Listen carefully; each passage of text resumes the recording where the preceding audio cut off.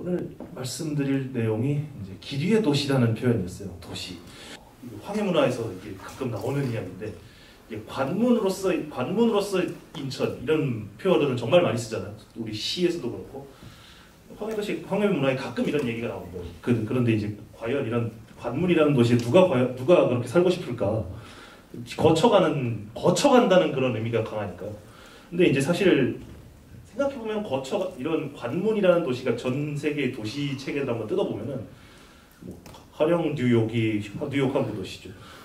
런던 같은 경우도 항구를 끼고 발달을 한 것이고, 도쿄도 바로 바닷가죠. 이런 뭐랄까 해로와 내륙 교통망 사이의 어떤 관문으로서 기능하는 도시들이 대체로 이게 특별히 그 실제 개별적인 도시 말고도 전체 아마 다시 보시게 될 건데 전 세계 거대 도시들의 상당수 절반 이상이 바닷가에 있습니다. 그런 거를 생각해 보면은 관문 도시라는 게 이게 한국적 상황에서 한국적 특수성 때문에 실제 가능성보다 좀 더 저평가되고 있는 거 아닌가? 실질적인 역할보다 이런 문제의식이 좀 일단 들었어요. 그래서 실제로 그리고 이런 도시라는 게 이거잖아요. 또 어떤 길 위에서 딱 길 위에 형성된 많은 사람들이 이제 모여드는 그런 지점이니까 일종의 잠깐 모였다가 또 흩어지는 그런 지점이기도 하고, 그래서 뭔가 이게 길 위에 있는 존재가 바로 도시라는 그런 아이디어를 지금 제목에 이제 붙여본 것이고요. 오늘 말씀드릴 내용에 이게 쭉 7가지 챕터, 7 정도의 챕터인데 이게 다 너무 굉장히 많은 내용이 들어갈 거라서 일단 크게 세 가지 덩어리라고 생각을 해요. 일단은 제가 그동안 저술로 이미 발표를 했던 내용들이 1장과 2장인데, 이거는 지금 교통망 위에서 굉장히 많이 벌어지는, 그러니까 통근이나 비교적 일상적인 통행들이 이제 대상이 되는 거고요. 그리고 이제 3부터 5까지 여기는 이제 2주가 좀 더 이제 2주 같은 경우는 이제 곧 보시게 될 테지만 대략 한 4년에서 7년에 한 번씩 이사를 가더라고요. 우리 한국인 평균으로 치면. 근데 이제 우리 다른 종류의 이동은 매일 2번씩, 최소 2번씩은 할 텐데 굉장히 적은 수의 7년에 한 번씩 다니는 이동인데, 사실은 또 장기적으로 봤을 때는 도시의 변화, 인구의 변화, 아주 근본적인 변화를 또 불러오죠. 이걸 또 어떻게 이해를 해야 될까? 그리고 또 우리 영화제의 주제어인 디아스포라라는 것이 등장을 하는데, 여기에 얽혀있는 쌍개념들은 무엇인가? 이걸 체크하면서 디아스포라라는 개념 자체가 디아스포라라는 개념이 갖고 있는 어떤 다른 개념들과 다른 종류의 어떤 크레올이라는 언어학 개념을 잠깐 등장할 텐데요. 이런 개념들과의 긴장은 무엇인가? 이런 것들에 대해서 이야기를 하고 마지막으로 이제 기후변화 얘기가 등장을 하게 됩니다. 어딜 가나 오늘 저기 한미 정상회담에서도 이제 중요한 주제로 나왔죠. 어딜 가나 나오는 건데, 여기 교통 얘기를 하면은 나오지 않을 수가 없는 게, 우리가 성장을 하다 보면 교통이라는 게 움직인다는 게 성장의 가장 기본적인 증거고, 사람들이 돈을 벌면 무조건 돈을 버는 대로 움직이고 싶어 한다. 이런 느낌이 확 들어요. 그런 이런 큰 이야기들을 쭉 드리도록 하겠습니다. 네. 지금 진행할 얘기가 기류의 도시인가? 인천 지도로 넘어갑니다. 여기서 이게 전체 인천의 백지도에다가 철도망을 덮어 씌운 겁니다. 이렇게 생겼어요. 이거 자체도 사실은 아무튼 이제 이런 구조죠. 횡단하는 여러 4개의 철도망이 있고, 그리고 바로 오늘 개통한 이런 데도 있네요. 여기 한번 끝나고 가보시면 나오네요. 여기 오늘 개통했습니다. 아무튼 여기까지 쳐서 4개의 횡단축, 그리고 이제 남북으로 진행하는 2개의 축, 이걸로 요약을 할 수가 있을 것 같아요. 실제 행정구역 같은 경우는 이제 남북으로 길고, 이걸 다 채우는데 훨씬 더 근데 이제 남북으로 긴 이 공간을 채우는 데는 더 많은 기간이 든 거죠. 횡단하는 철도가 이제 이 경인선이 가장 먼저 가장 먼저 생겨서 이 주변에 이제 인천시가지가 생긴 것이고요. 그러니까 이 바다와 내륙을 잇는 횡축이 훨씬 더 많은 이런 도시의 성격을 한번 볼 수가 있어요. 여기서부터 여기서 하나의 이제 그 모형화를 한번 해볼 수가 있습니다. 그러면은 인천이 그렇게 과연 뭐 이렇게 폄하 발언이랄까 이 나름대로 이제 뭐 트라이포트 전략이라고 하면서 이제 여러 뭐 트라이포트라는 건 이거거든요. 그 예전 최기선 시장 때부터 나왔던 이야기가 그 항공 그 공항이 하나고 그리고 이제 전통적인 항구가 하나고 그리고 이제 정보화 시대라고 이제 막 또 하나 정보화의 창구 이렇게 해서 트라이포트라고 이야기를 했고 거기다가 뭐 펜타포트니 이런 것들이 쭉 더해진 거거든요. 몇 개 개념들이 더해가지고 관문 도시라는 정체성을 굉장히 계속해서 강조를 하고 이제 이게 도시계획에서 반영돼야 된다. 이런 게 어쨌든 그 우리 인천시의 그 기본적인 전략이었던 거죠. 여기에 대한 아마 두 가지일 것 같아요. 이제 인천시가 하는 거에 대해서 어쨌든 비판을 해야 되는 입장이 있던 거에 이제 어떤 그 그러니까 이런 문화계 계신 분들의 이제 입장이었으니까 이제 이런 누가 길목에 살고 싶겠냐라는 그런 말씀하시는 분들이 있었을 것이고, 근데 사실은 이쪽 그러니까 이두 그림 가운데 방향 헷갈리는데 이 오른쪽에 있는 그림의 모습을 좀 더 이제 염두에 둔 게 아마 누가 길목에 살고 싶겠느냐 이런 생각을 했던 분들의 머릿속에 있는 모델일 것 같습니다. 그러니까 내륙에 서울이라는 내륙 수도가 있고 거기에 이제 딸려 있는 도시로서 이제 한국어 발달하는 뭐 이런 종류의 모델인 거고요. 여기 그러니까 이쪽은 그러니까 그 항구를 바다를 먼저 끼고 도시 체계가 발달하는 이쪽의 모델인 거죠. 꼭 신대륙뿐만 아니고 신대륙뿐만 아니고 이제 뭐 그 동아시아 정도 빼면은 이제 대부분의 도시 체계가 다 이런 느낌인데 그 인도 같은 경우도 이제 델리 정도 빼면은 델리랑 방갈로르 정도 빼면은 이제 그 거대 도시들이 해안 지역에 주로 분포하거든요. 그러니까 관문 자체가 이제 가장 큰 도시가 되는 경우들이 생각보다 훨씬 더 많은 그런 겁니다. 그 인천 같은 경우는 이제 물론 이제 서울이라는 거대한 그게 있기 때문에 이쪽에 체계에 가까운 모형이 되겠지만 어쨌든 이제 뭐랄까 이제 이쪽에서 이 서울에서 할 수 없는 역할을 하고 있기 때문에 뭔가 이게 또 다름의 정체성이 있고 그리고 또 실제로 그렇다는 게 뭔가 또 데이터를 잘 뜯어보면 보이는 거예요. 그래서 뭐랄까 관문에 대해서 이쪽 모델만 가지고 이제 생각을 하기보다는 이게 섞여 있는 모델로 이제 지향을 해야 되는 거 아닌가 이런 종류의 생각을 지금 하고 있습니다. 그리고 특히 또 이제 여러 가지 맥락들이 쭉 나오죠. 이 그냥 과문이 된 게 아니라 이렇게 뭐랄까 한국이 거쳐온 뭐 문명사적 여러 가지 사건들, 오늘의 한국을 만들어온 여러 문명사적 사건들이 바로 지금 보시는 여덟 개의 목록이 죄송합니다. 그 8개의 목록이 있는 거고 그러니까 뭐랄까 이게 이런 맥락들이 켜켜켜켜 이제 누적되면서 뭐랄까 이게 다른 도시 내륙 도시에서는 또 할 수 없는 독특한 모습이 보이는 것이 아니냐 이런 걸 이야기를 할 수가 있는 거죠. 뭐 인구 같은 경우도 이제 조금 다른 게 가령 이제 우리 뭐 이제 진짜 세부적으로 이야기하면 인천에 여전히 이제 그 충청 향후회가 지배하고 있다는 그런 농담들을 하잖아요. 전시장인 뭐 우리 저기 안상수 같은 경우도 이제 그런 안상수 씨 같은 경우도 요쪽이었고 충청 해안 쪽 분이었고 그래서 이런 측면에다가 뭐 전부 주변 사강의 주변 뭐랄까 한반도에 이제 발을 뻗쳤던 주변 열강들의 흔적들도 다 있고 아니면 전근대 흔적이 강화도까지 뭐랄까 이게 더 풍부한 그러니까 특히 또 시간적으로는 모르겠는데 공간적으로 더 풍부한 기억이 넘치는 도시가 되는 거 아니냐 이렇게 또 이야기를 해볼 수 있을 것 같아요. 네.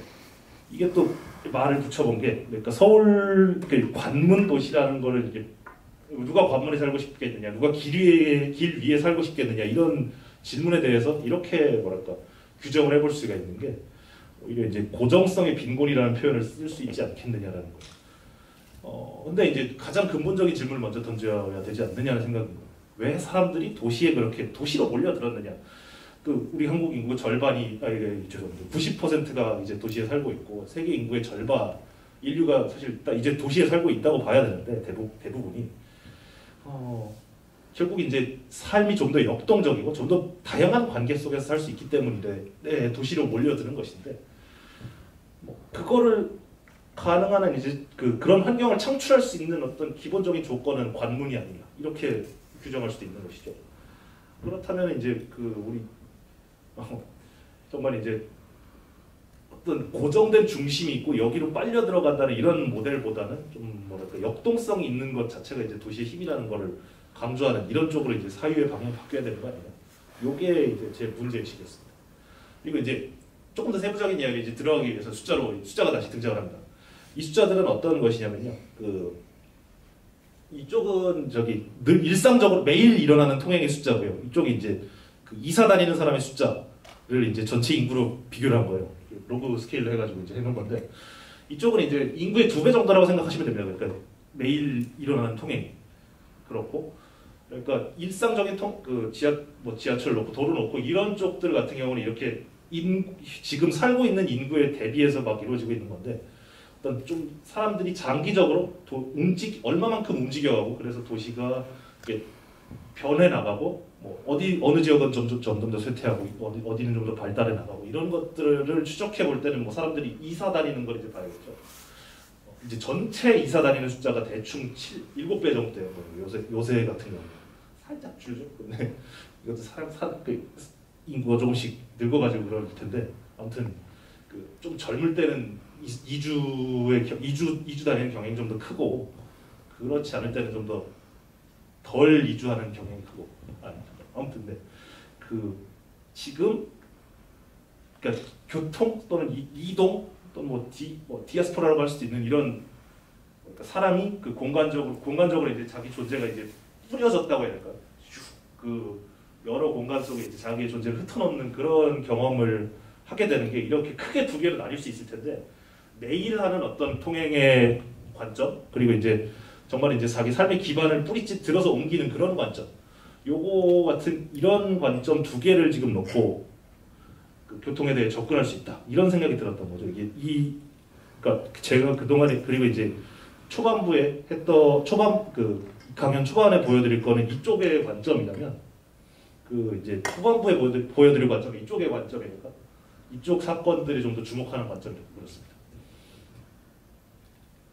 그러니까 그리고 이제 이제 제가 했던 작업들이 특히 이제 매일 이동하는 거에 주로 초점을 놓고 했던 거라 그러니까 가령 신도시는 어떻게 됐고 경인선은 어떻게 됐고 그리고 이제 수도권 철도망 전체는 어떻게 됐고 뭐 이런 얘기들을 쭉 했던 건데 기본적으로는 이제 매일 하는 통행이 어떻게 됐는지에 대해서 이야기를 하는 그런 작업들을 많이 했어요.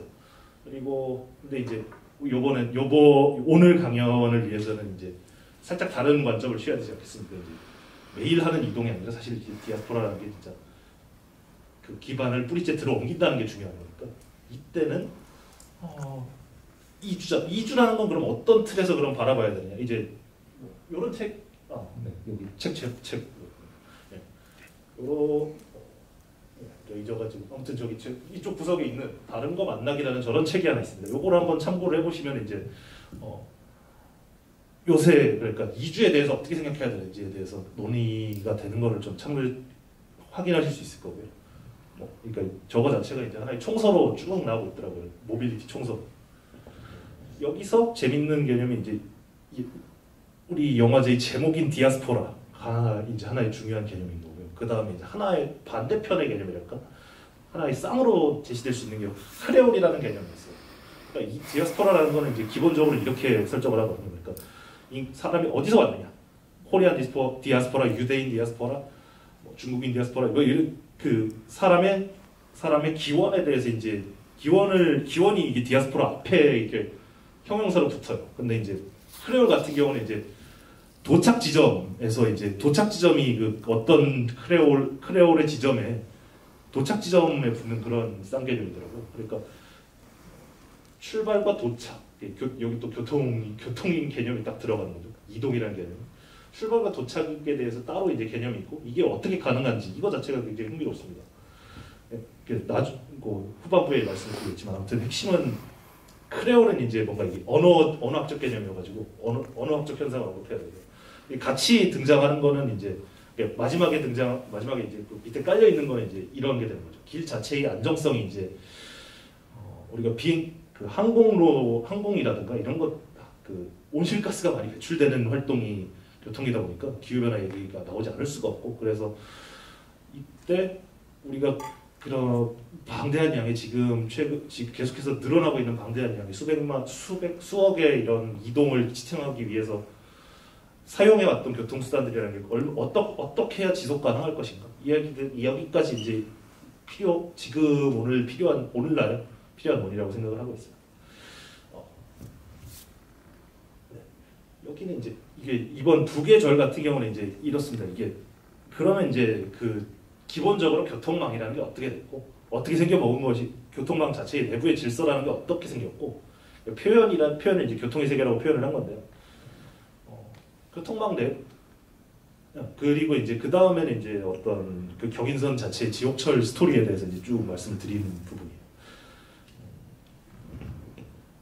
이게 이런 표현을 드렸었는데, 이런 말씀을 드렸었는데, 여기는 이제 돈 벌면은 그 돈을 교통에 쓴다는 그런 말씀을 드렸는데, 실제로 데이터로 나오기 때문에 이렇게 드렸던 거죠. 그러니까 이쪽이 소득이 없는 사람들도 한 80분을 이동하긴 하는데, 그다음에 이제 한 그 500만 원 이상, 그러니까 그 가계 소득 가운데 최상위 10% 같은 경우가 되면 아예 거의 2배 정도 시간을 막 쓰게 되는 거죠. 뭐 그만큼 돈을 많이 벌게 되니까 그럴 건, 이동할수록 돈을 더 많이 벌게 될 테니까 그렇던데, 어쨌든 이 가운데 또 재밌는 부분은 한 범위가 또 있다는 거죠. 한 대충 100분 정도 이동을 하는 것 같다. 하루에 10% 정도 깨어있는 시간에 10% 정도를 이동하는 것 같다. 이런 종류의 얘기까지. 그러니까 대략적인 규모가 나오는 거예요. 이게 또 어떤 그 사람이 이동에 쓴다는 게 무엇인지, 얼마만큼 규모인지에 대해서.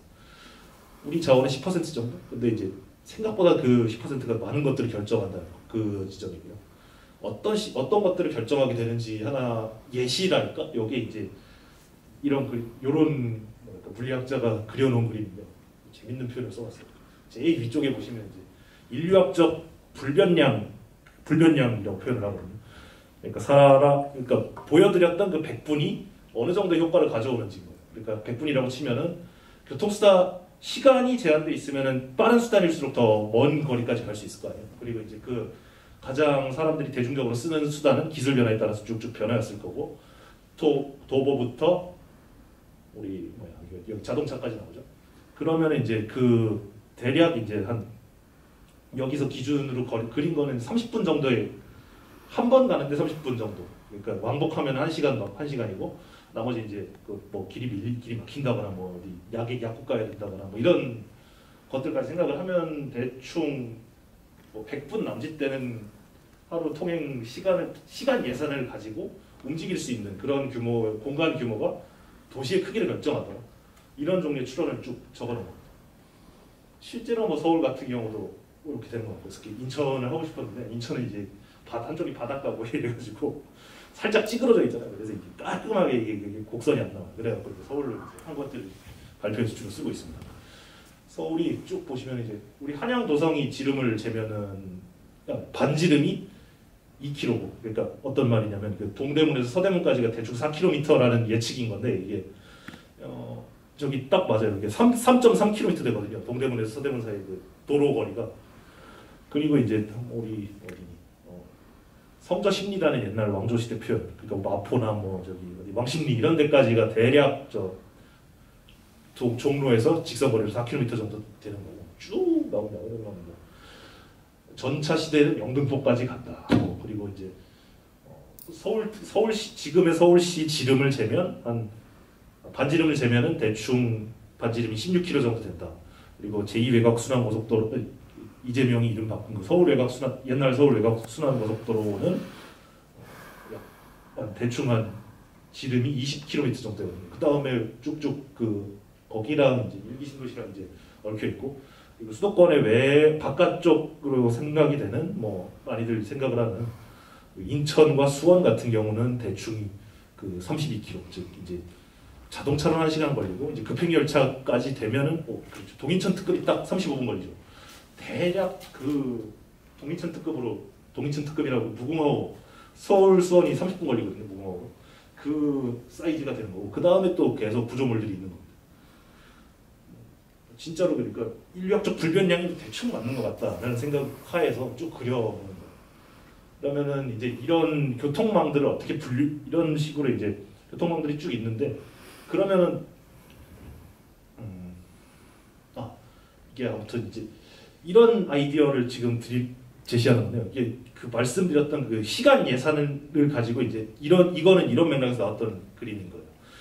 그 실제로 교통망을 어떻게 바꿀 거냐 이게 여러 다양한 종류의 교통수단들이 이제 우리 보이고 근데 이제 그 가운데서 어떤 내부적인 질서가 있는 것 같은데 그 질서 제대로 알아보기 힘들고 이런데 이렇게 이런 아이디어인 거죠. 그러니까 이제 실제 속도를 재고 그 속도가 어떤 규칙을 가지고 있는지에 대해서 이제 쭉 긁어보자, 수집해보자 이런 거였고요. 이쪽을 죄송합니다. 이쪽을 보시면 이쪽 끝에 보시면 이제 경부선 쪽이거든요. 경부선에 이쪽에 있는 게 제일 완행 열차고 중간에 이제 급행 열차가 있고 이쪽에 무궁화호가 있어요. 얘네들이 각 대충 2배 정도 차이가 나거든요, 속도가. 얘네들이 이제 그러면은 하나 더 생각해 본 게 그러면 이제 도보부터 초음속기까지 이제 한 2배 일정한 규칙 속에서 이제 얘네들의 속도를 쭉 배열해 볼 수 있는 거 아니냐 이런 생각이 들었던 거죠. 그래서 실제로 해봤더니 진짜였습니다. 그런 거였지. 중간중간에 물론 이상한 애들이 있는데 전체적인 그 그림을 바꾸지는 않는 것 같다. 그래서 대략 이런 계단 같은 모양이 이루어진다는 거죠. 가장 아래층에 도보가 있고 도보보다 2배 빠른 지점에 그 자전거 따릉이가 실제로 대충 9km 정도 속도 평균 속도가 나오더라고요. 그리고 따릉이보다 2배 정도 빠른 층에 이제 한 시내 버스와 시내 도로들이 나오고 그 다음에 지하철 나오고 2배 빠른 층에 2배씩 빨라지는 그런 계단이 나오는 것 같아요. 그 사이에 여러 가지 교통수단들이 쭉 있는 거죠. 제가 좋아하는 철도 같은 경우는 이제 이 중에서 이제 제 4층부터 네 번째 16km, 256km까지 사이에 쭉 있고요.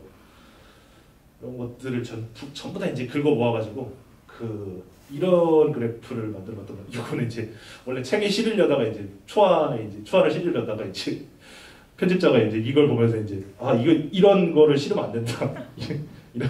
그래서 이제 다 찢어가지고 이제 잘 분해해서 실었던 거죠. 초안 요걸 했던 거는 이제 이런 큰 스크린에 이거 한번 싸보고 싶어서. 네.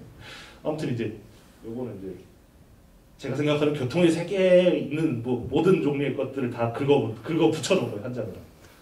이거를 어떤 식으로 어떤 아이들이 또 종합되어 있는지 말씀드리면 이게 가장 아까 보셨을 때 이제 위쪽에 그 경계선이 있었잖아요. 요거는 이제 이 사람이 이렇게 제가 이것 때문에 이렇게 표정을 보여드릴 수 있어서 매우 아쉽지만 아무튼 이걸 고통스러워하고 있는데 왜 이렇게 중력 가속도를 받고 있어가지고 이러고 있는 겁니다. 그러니까 전투기 조종사들이 전투기를 팍 날아갔다가 이제 막 돌아야 되잖아요. 진짜 문자 그대로 빙빙 돌아야 되잖아요. 그러면 이제 그때 중력 가속도가 걸리면서 정신을 잃어버릴 수가 있는데 그때 그걸 방지하기 위한 이제 훈련 중인 거예요. 이 사람이 중력의 7.61배를 받고 있는 그런데 이제 멀쩡한 거 보니까 대단한 적인 거죠. 아무튼 이제 속도가 빨라지면 이 중력 가속도를 받게 되기 때문에 비행기 그러니까 지금 자세로 이륙할 때도 지금 자세로 있다가 이제 일어나려고 하시면 이제 힘들다는 걸 느껴보셨을 것 같아요. 그게 딱 중력 가속도 교통수단에 앉아 있을 때 가속을 할 때 중력 가속도를 받는 그런 현상이거든요. 이게 사람을 사실 인체의 한계를 가져오기 때문에 어떤 교통수단의 어떤 속도 한계를 가져오게 되고 더해서 여기 이제 이런 여러 가지 직관들이 쭉쭉 나오죠. 그러니까 너무 느려서 가령 이제 옛날 10년 전에 자전거 도로 할 때 이제 서울에서 부산까지 누가 자전거 타고 가느냐 아니면 시베리아 철도 얘기하면 이제 꼭 유럽까지 누가 기차 타고 가느냐 이런 얘기를 하는 그런 직관들이 있는 거예요. 요거는 이제 그래프의 아래쪽 선이었습니다. 그러니까 마찰이라는 표현을 썼던 건 이제 물리학자들이랑 놀아보려고 이렇게 했던 거고요. 요거는 두 개가 섞여 있어서 이제 굉장히 넓게 쓴다는 평가를 받긴 했어요. 아무튼 이제 중요한 거는 사람 그 교통수단이라는 그 자기가 원하는 이동을 할 때 메인 이동을 하기 위해서 뭔가 준비해야 되는 것들이 무조건 필요하다는 거고, 그래서 이제 그때 필요한 뭐 물리적인 준비 또는 진짜 시간 때문에 생긴 어떤 심적인 압박 이런 것들까지 이제 한번 개념화를 시켜봐야 되지 않겠느냐. 그게 이제 마찰 시간으로 표현을 한 거고, 이거를 이제 좀 깔끔하게 쫙 뽑아놓은 겁니다. 여기는 이제 이런 경쟁 구도인 거예요. 그러니까 위쪽에 있는 물리적 저항의 선이랑 아래쪽에 있는 그 심적 저항, 뭐 경제적 저항의 선 사이에 교통수단들이 몇 개 이제 서로 싸우고 있고, 그 중에 이제 그 제일 위쪽에 있는 게 비행기. 1000km 넘어가면 비행기가 이 곡선의 제일 위에 있어가지고 다른 수단보다 제일 빠르다. 그러니까 이쪽이 이동거리고요. 아래쪽 선이, 그리고 이쪽 축이 그 속도의 축인 거예요. 그러니까 제일 빠른 친구가 위에 있겠죠. 그리고 그러니까 이쪽 제일 왼쪽에 있는 친구들 같은 경우, 제일 왼쪽에 있으면 이거 그 가장 멀리 가는 거리인 거고요. 아무튼 이제 이 축에서 이제 그 마음속으로 그 선을 쭉 올려보면, X축에서 마음속으로 쭉 수직선을 올려봤을 때 제일 위쪽에 있는 수단이 이제 가장 빠른 친구가 됩니다.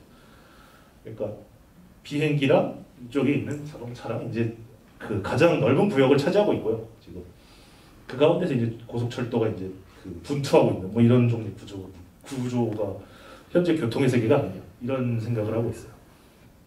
대략 이제 다른 종류의 어떤 수단 간 경쟁의 그 그림들이랑 이제 정합을 하는 그림이기도 하고요. 그러니까 1000km 넘어가면 이제 고속철도 느리니까 유럽이든 뭐 중국에서도 이제 중국은 2000km짜리 2000km 정도 되는 고속철도가 지금 이 순간에도 운행되고 있으니까 항공이랑 대조해 볼 만한 그림이 나오는데, 그 역시 2000km 되면 안 되겠더라고요. 그리고 이제 100km 안쪽은 그 또 다음 그림이 나옵니다. 요거는 이제 마찰 시간이라는 게 어떤 개념인지에 대한 이야기인데, 핵심은 여기입니다. 그러니까 비행기가 이제 지상의 자동차나 뭐 철도나 이런 것보다 당연히 이제 공항에서 공항 가는 건 훨씬 빠른데, 공항으로 접근하는 시간이 워낙 길다 보니까 특히 이렇게 한 300km 가는 제주도가 450km 되거든요. 그러면 이제 한 거의 반도 아니고 이게 2배짜리, 한 칸이 2배니까 한 속도가 4분의 1 정도로 줄어들어 버린다, 효과가. 뭐 이런 식의 그림입니다. 그러니까 공항이나 역으로 접근하다가 사람들이 시간을 많이 뺏겨가지고 곡선이 푹 꺾인다, 이런 그림이고요. 여기는 이제 좀 더 이제 우리 일상에 좀 더 가까운 스케일입니다. 100km 정도 되는 이동 거리 내에서 그러면 어떻게 싸우고 있느냐. 자동차가 이제 대왕인데, 짱인데, 거기서 이제 뭐 경인선이나 이런 지하철이나 이런 것들이, 그런데 그렇게 자동차가 왕인데 왜 살아남아 있을까를 한 부분적으로 설명하는 그래프가 되고요. 여기는 그러니까 자동차가 이제 가장 위쪽에 무조 쫙 있고 지배적으로 있고, 여기를 이제 각종 철도들이 이제 찌르고 올라갔다가 다시 그 곡선이 떨어지는 뭐 이런 그림이 되죠. 그러니까 이렇게 따라잡히는 데서 이제 지하철을 이런 거, 그러니까 한 10km 정도 이동 거리에서, 그러니까 여기서 부평 정도 되겠네요. 그 정도 되는 거리에서 지하철이 자동차보다 좀 더 빠르다. 그러다가 이제 한 20km, 저기 우리 계양쯤 가면, 또는 뭐 부천이나 뭐 이런 데 가면은 다시 또 자동차가 더 빨라지고, 이런 데는 이제 급행열차가 없으면 열차 자동차의 철도가 밀리게 되고, 그리고 이제 뭐 그 다음에 거리는 뭐 100km 정도, 서울에서 수원 정도 거리가 이쯤일 서울에서 천안 정도 거리가 이쯤일 텐데요. 여기서는 뭐 무궁화호 정도가 돼야 이제 자동차보다 빠르게 갈 수 있다. 이 정도, 1시간쯤 걸리거든요. 대충 그 정도 되면은 도로도 그 정도고, 이런 식으로 이제 경쟁 관계, 교통수단의 경쟁 관계들을 쭉 그려보는 것이 이제 제 책에 이제 서두기도 하고, 교통이라는 그 체계, 교통이라는 세계의 아주 기본적인 구조가 이렇게 생겼다, 이렇게 생각하고 있는 그림이에요. 뭐 세계 어디나 적용할 수 있을 그런 얘기인 거죠. 그리고 이제 이 쑥 넘어오는 이 부분에서는 방금 말씀드린 이런 교통의 세계가 이렇게 생겨먹은 거를 다시 한번 인천에 적용하는 이런 느낌입니다. 그 중에서 인천의 철도라는 게 경인선이라는 게 있는데, 이렇게 경인선에 가장 이야기를 하는 게 경인선에 이렇게 지옥철로 몰려드는 사람들이 지옥철로 그렇게 이렇게 찌그러져서 다니는 그 무슨 참치캔의 참치들처럼 찌그러져서 다니는 이유가 대체 무엇인가부터 생각을 짚어보는 건데요. 여기는 이런 이야기부터 시작을 해요.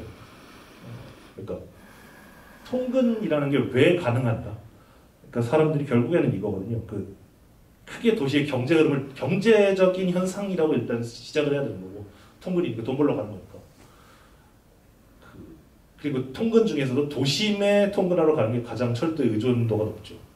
가장 통근거리가 멀고 이때 도심에서 이루어지는 것의 핵심은 그 외부에서 돈을 벌어오는 외부에 이제 용역과 그 서비스를 팔아서 돈을 벌어오는 이런 쪽의 이야기인 거고요.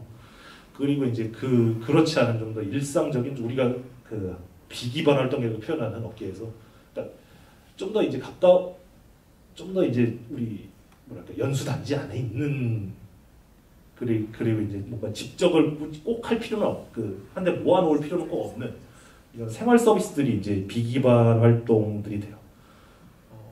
교통도 물론 저건데 이제 사람들을 데려다 줘야 되니까 이제 그 철도 같은 이렇게 사람들을 많이 대량으로 모아놓는 그런 수단이 필요한 거고요. 그 다음에 이야기가 되는 거는 그러면 그렇게 사람들이 많이 예. 아무튼 이제 사람들이 도심으로 몰려드는 이유에 대해서 다시 한번 짚어보는 몇 개가 있는 거고요. 죄송합니다. 이런 표현이 요새 최근 10년쯤 유행을 했잖아요.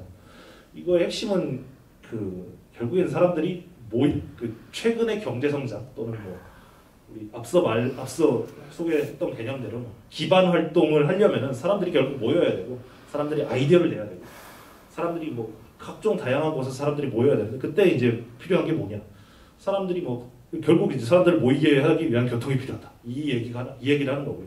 그리고 그때 사람들을 가장 효과적으로 많은 양의 사람들을 하나의 축으로 모일 수 있는 수단은 이쪽 철도인 것이다. 이렇게 얘기를 하는 거죠. 그러니까 이 그림은 요거예요. 이쪽은 이제 사람의 양이고요. 하나의 하나의 시설로 이렇게 하나의 쭉 길 하나로 이제 통과시킬 수 있는 1시간당 통과시킬 수 있는 사람의 숫자. 그리고 이쪽은 이제 돈입니다. 그러면 통과시킬 수 있는 길 1km당 얼마 드냐? 잠깐만. 1km가 아니라 사람당 얼마냐?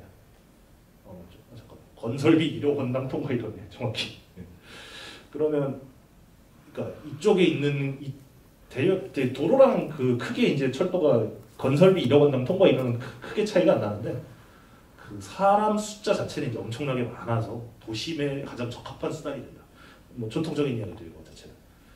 경인선 자체는 이제 또 올해는 120년 됐고 올해는 122년이군요. 122년 동안 이제 영업했던 철도니까 당연히 전통적인 이야기 속에서도 이제 중요한 역할을 하는 거고 여기서 등장하는 거는 여기는 이제 서울광역철도대 수도권광역철도 내에서 경인선이 가지고 있는 규모랄까 이런 걸 보여주는 그림입니다. 그러니까 다른 애들은 다 우리 경인선의 절반 정도의 수송량인 거예요. 이게 사람 숫자. 그리고 이제 이게 하루에 통과하는 사람 숫자고요. 이거는 이제 연수입니다. 그러니까 해마다 올해는 평균 얼마, 올해는 평균 몇 명, 올해는 평균 몇 명, 이런 건데요. 이게 대충 복선 하나 통과하는 데가 한 칸이 20만 명이거든요. 복선 하나 가지고 이제 사람 통과하는 게 20만 명 정도 되는데 경인선은 옛날부터 이제 북복선 이전부터 한 40만 명 정도 그러니까 다른 데보다 2배 이상 사람들이 많이 통과했다. 이런 값이 나오죠. 우리 7호선이나 이런 거 개통하더라도 다른 노선들보다 압도적으로 많아요. 지금도 그런 것이고. 그래서 이제 쭉 추적을 해본 결과물을 잠깐 소개를 하겠습니다. 이게 요 그림부터 시작하는데 이게 21년도 기사였습니다. 그래서 이제 잘 보시면은 무슨 정확히는 일요일이었는데 일요일에 사람이 많이 몰려가지고 자유석 판매를 중단한다 이런 기사가 써 있어요. 그러면 이게 자유석이 일요일에도 계속 썼다는 거는 이제 자유석이라는 건 사람들이 그냥 일상적인 통행을 하기 위해서 좌석 지정하는 그런 귀찮은 절차 안 하고 그냥 타는 전철 타듯이 타는 사람들이 많았다는 얘기거든요. 그런 걸 판매를 중단했다는 거는 이제 진짜 딱 100년이네요. 딱 100년 전부터 지옥철이었다. 경영선이 그런 증거라고 할 수 있습니다. 경인선 축 지옥철 100년 뭐 이렇게 이야기를 해야겠군요. 이게 이제 나머지 지도들 나머지는 이제 전철 이전의 어떤 프레히스토리를 보여주는 그런 그림인 거고요. 그리고 그 지옥철이라는 표현 자체는 이제 대충 30년 정도 된 것 같아요. 89년도부터 지면에 등장을 하니까 다 물론 이제 서울부터 이야기를 해가지고 한 인천 경인선에 그 뭐 혼잡은 조금 덜 늦게 주목받긴 했는데 실제 기록이 남아 있는 건 이쪽인 거죠. 우리 한 308%라는 얘기가 이제 띄용한데 여기 이 숫자가 이제 열차 우리 식량 열차에 5,000명 타고 있었던 그런 기록들이 나옵니다. 그리고 이제 철도 파업 때는 막차에 6,000명 탔다라는 기사가 나오더라고요. 그러니까 무슨 그때 통운하셨던 분들이 이제 라떼는 이야기를 할 수 있는 거죠. 9호선 같은 거 따위는 뭐 이렇게 복잡하지도 않아요. 정말 라떼는 이야기를 뭐 당시 사진도 남아 있는 거고 이게 역시 뭐 주변에 뭐 석탄 뭐 신도림역일 건데 주변에 당시는 석탄 하던 것들이 공간들이 남아 있어가지고 이게 그냥 넘어가시는 분들이 이렇게 남아 있는 사진이 그렇습니다. 그때 이거는 뭐 요새는 확실히 안 많은데 이게 한 15년 전 정도에도 이제 신도림역에서 내리면 진짜 이런 느낌이 들었던 것 같아요. 휴 살았다라는 그 느낌이 진짜. 아무튼 뭐 이런 이런 그림도 나오는데 이거가 이게 확장도시 인천을 하고 나서 이제 찾았던 거라서 확장도시 인천에 못 실었네 이거. 그 그러니까 이거를 실었던 거는 이제 철덕들이 이제 그 철도 서비스가 지옥철이 늘 계속되면은 나타나는 늘 이게 사람들이 당연히 화가 날 거 아니에요. 그러면 이제 화가 난 사람들이 당연히 뭔가 때려 부시고 싶을 거고 그때 이제 인용을 하는 게 되게 일본 사건들이더라고요. 그래갖고 뭐야 이게 하면서 이제 찾아봤더니 실제 레알 한국에서도 이제 몇 가지가 있는 거예요. 이렇게 이게 오리동역에서 있었던 사건.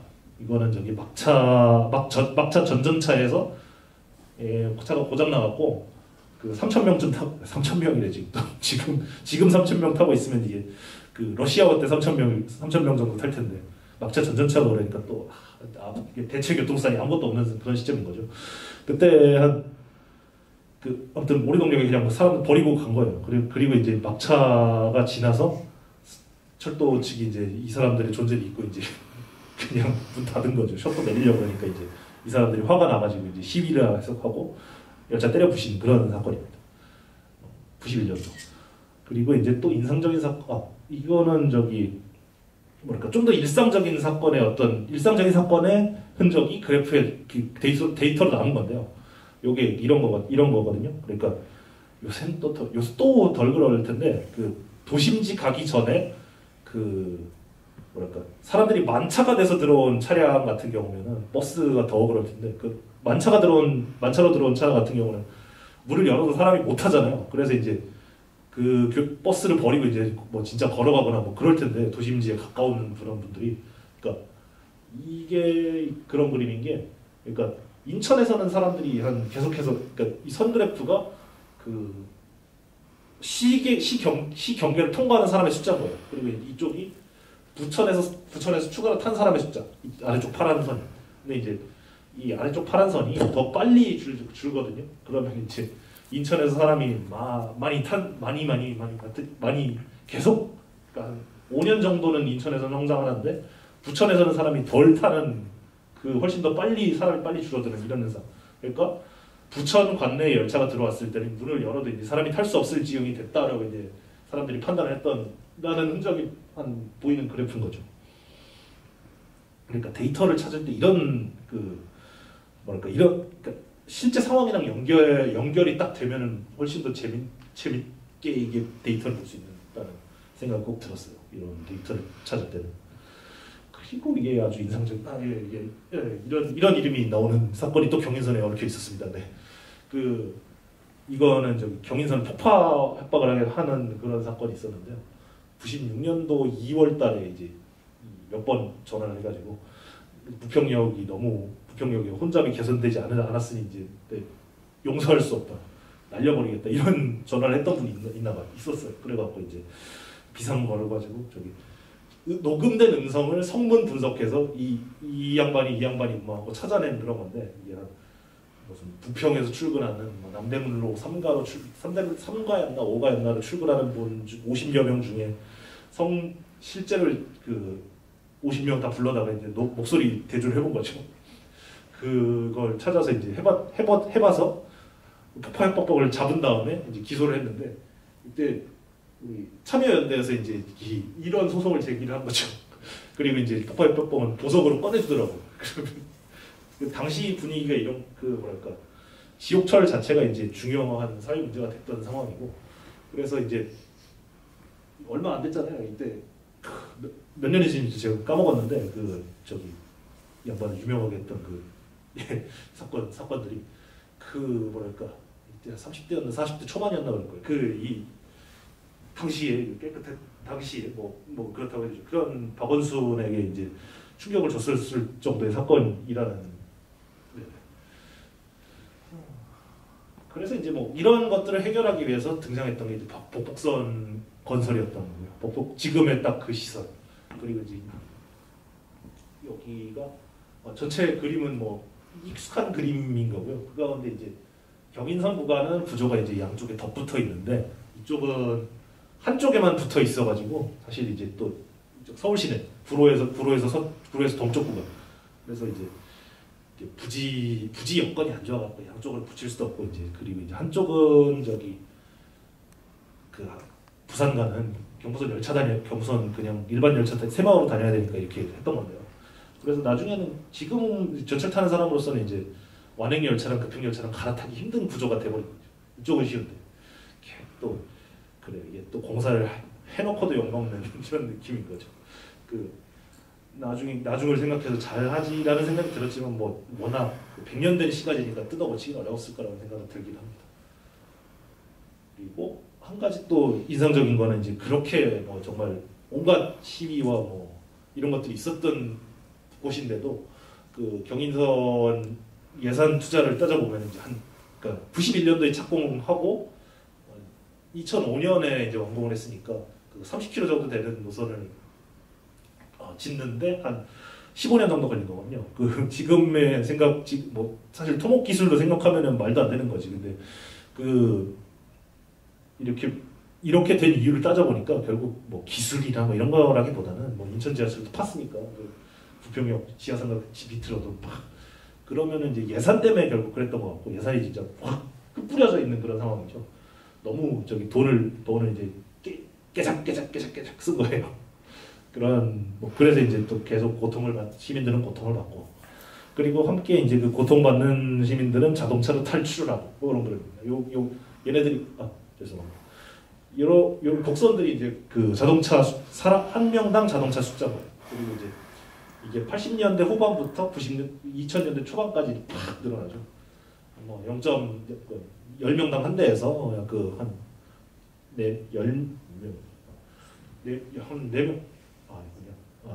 한 20명당 한 대 정도에서 85년도 그럼 뭐 한 10배 정도 거의 올라가는 수준까지 가고 그렇습니다. 그 2005년 정도가 되면은 3명당 한 대. 그러니까 한 집에 한 대 이상 되죠. 그 우리 파란 게 인천 값이라고 생각하면 돼요. 여기서.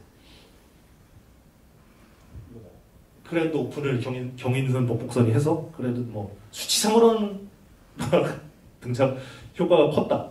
근데 이제 사실은 또 수치상으로 된 거랑 또 체감이랑 또 다르죠. 근데 물론 이제 근데 재밌는 거는 이제 이렇게 개선된 것 자체가 굉장히 크긴 했다는 게 그러니까 이게 1,600명이 이제 딱 그 정원이거든요. 열차 한편 10량 열차에. 근데 이제 이 정원만큼 복복선 전에는 이제 새벽부터 그 막차까지 첫차부터 막차까지 다 평균 내가지고 평균 내면 한 이렇게 꽉 차 있었다니까 진짜로 한 제일 많이 탈 때 5,000명 타고 있었을 것 같고 그게 한 지금 500명 정도로 줄어든 거니까 뭐 진짜 라떼는 드립이 나오는 그런 상황이 됐다는 그런 그림입니다. 여기는 뭐 지금은 이제 몇 년 지났으니까 좋은데 이건 버스 환승 때문에 철도 승객이 흐름이 이렇습니다. 그러니까 복복선이 개통되고 나서 이제 승객이 계속해서 늘어서 약간 불안했는데 그다음에 버스 개편이 되면서 승객이 살짝 분산이 되기 시작했다. 그걸 보여주고 있고요. 이게 대충 2004년 시점. 그리고 2004년 시점에 같이 등장하는 게 우리 그 인천민들의 밤을 책임지는 그 사마고석이죠. 사마고석이 이때부터 이제 광역 대략 2000년대 초반경에 이제 광역버스 면허로 쭉 전환이 돼요. 예전에 시외 버스거나 고속버스 면허였다가 그걸로 이제 되면서 뭐랄까 예, 죄송합니다. 그 버벅했네. 아무튼 그 광역버스라는 게 좀 쭉 늘어나는 그런 과정이고 이거를 보여드리려고 이렇게 살짝 떡을 드렸네. 아무튼 이제 그 광역버스라는 게 이제 살짝 이제 광역버스가 흥했던 시대가 있고요. 그러니까 이거는 딱 직접 공항철도 개통 직전에 공항철도 개통 직후의 그림이에요. 네. 그리고 그래서 이제 인천으로 가는 철도 경인선 하나만 사실상 있었던 시절에 있었던 그 26개 정도 되는 노선망이고요. 여기에 이제 지금은 없어진 노선들이 보이는 거죠. 이게 두 장을 같이 넣고 이제 대조를 해야 좋은데 그렇게 딱 할 걸 그랬다. 아무튼 네. 요거는 이제 도심으로 가는 노선이 사라졌고 10년 뒤 2019년 그림일 거거든요. 그러면 그리고 이제 송도나 이런 데로 가는 이제 그 M버스 정도가 늘어났고 그러니까 인천 중심부로 가는 철도들이 이제 소멸해 버렸고 근데 이제 변두리를 찔러주는 노선들만 이제 쭉 늘어났다.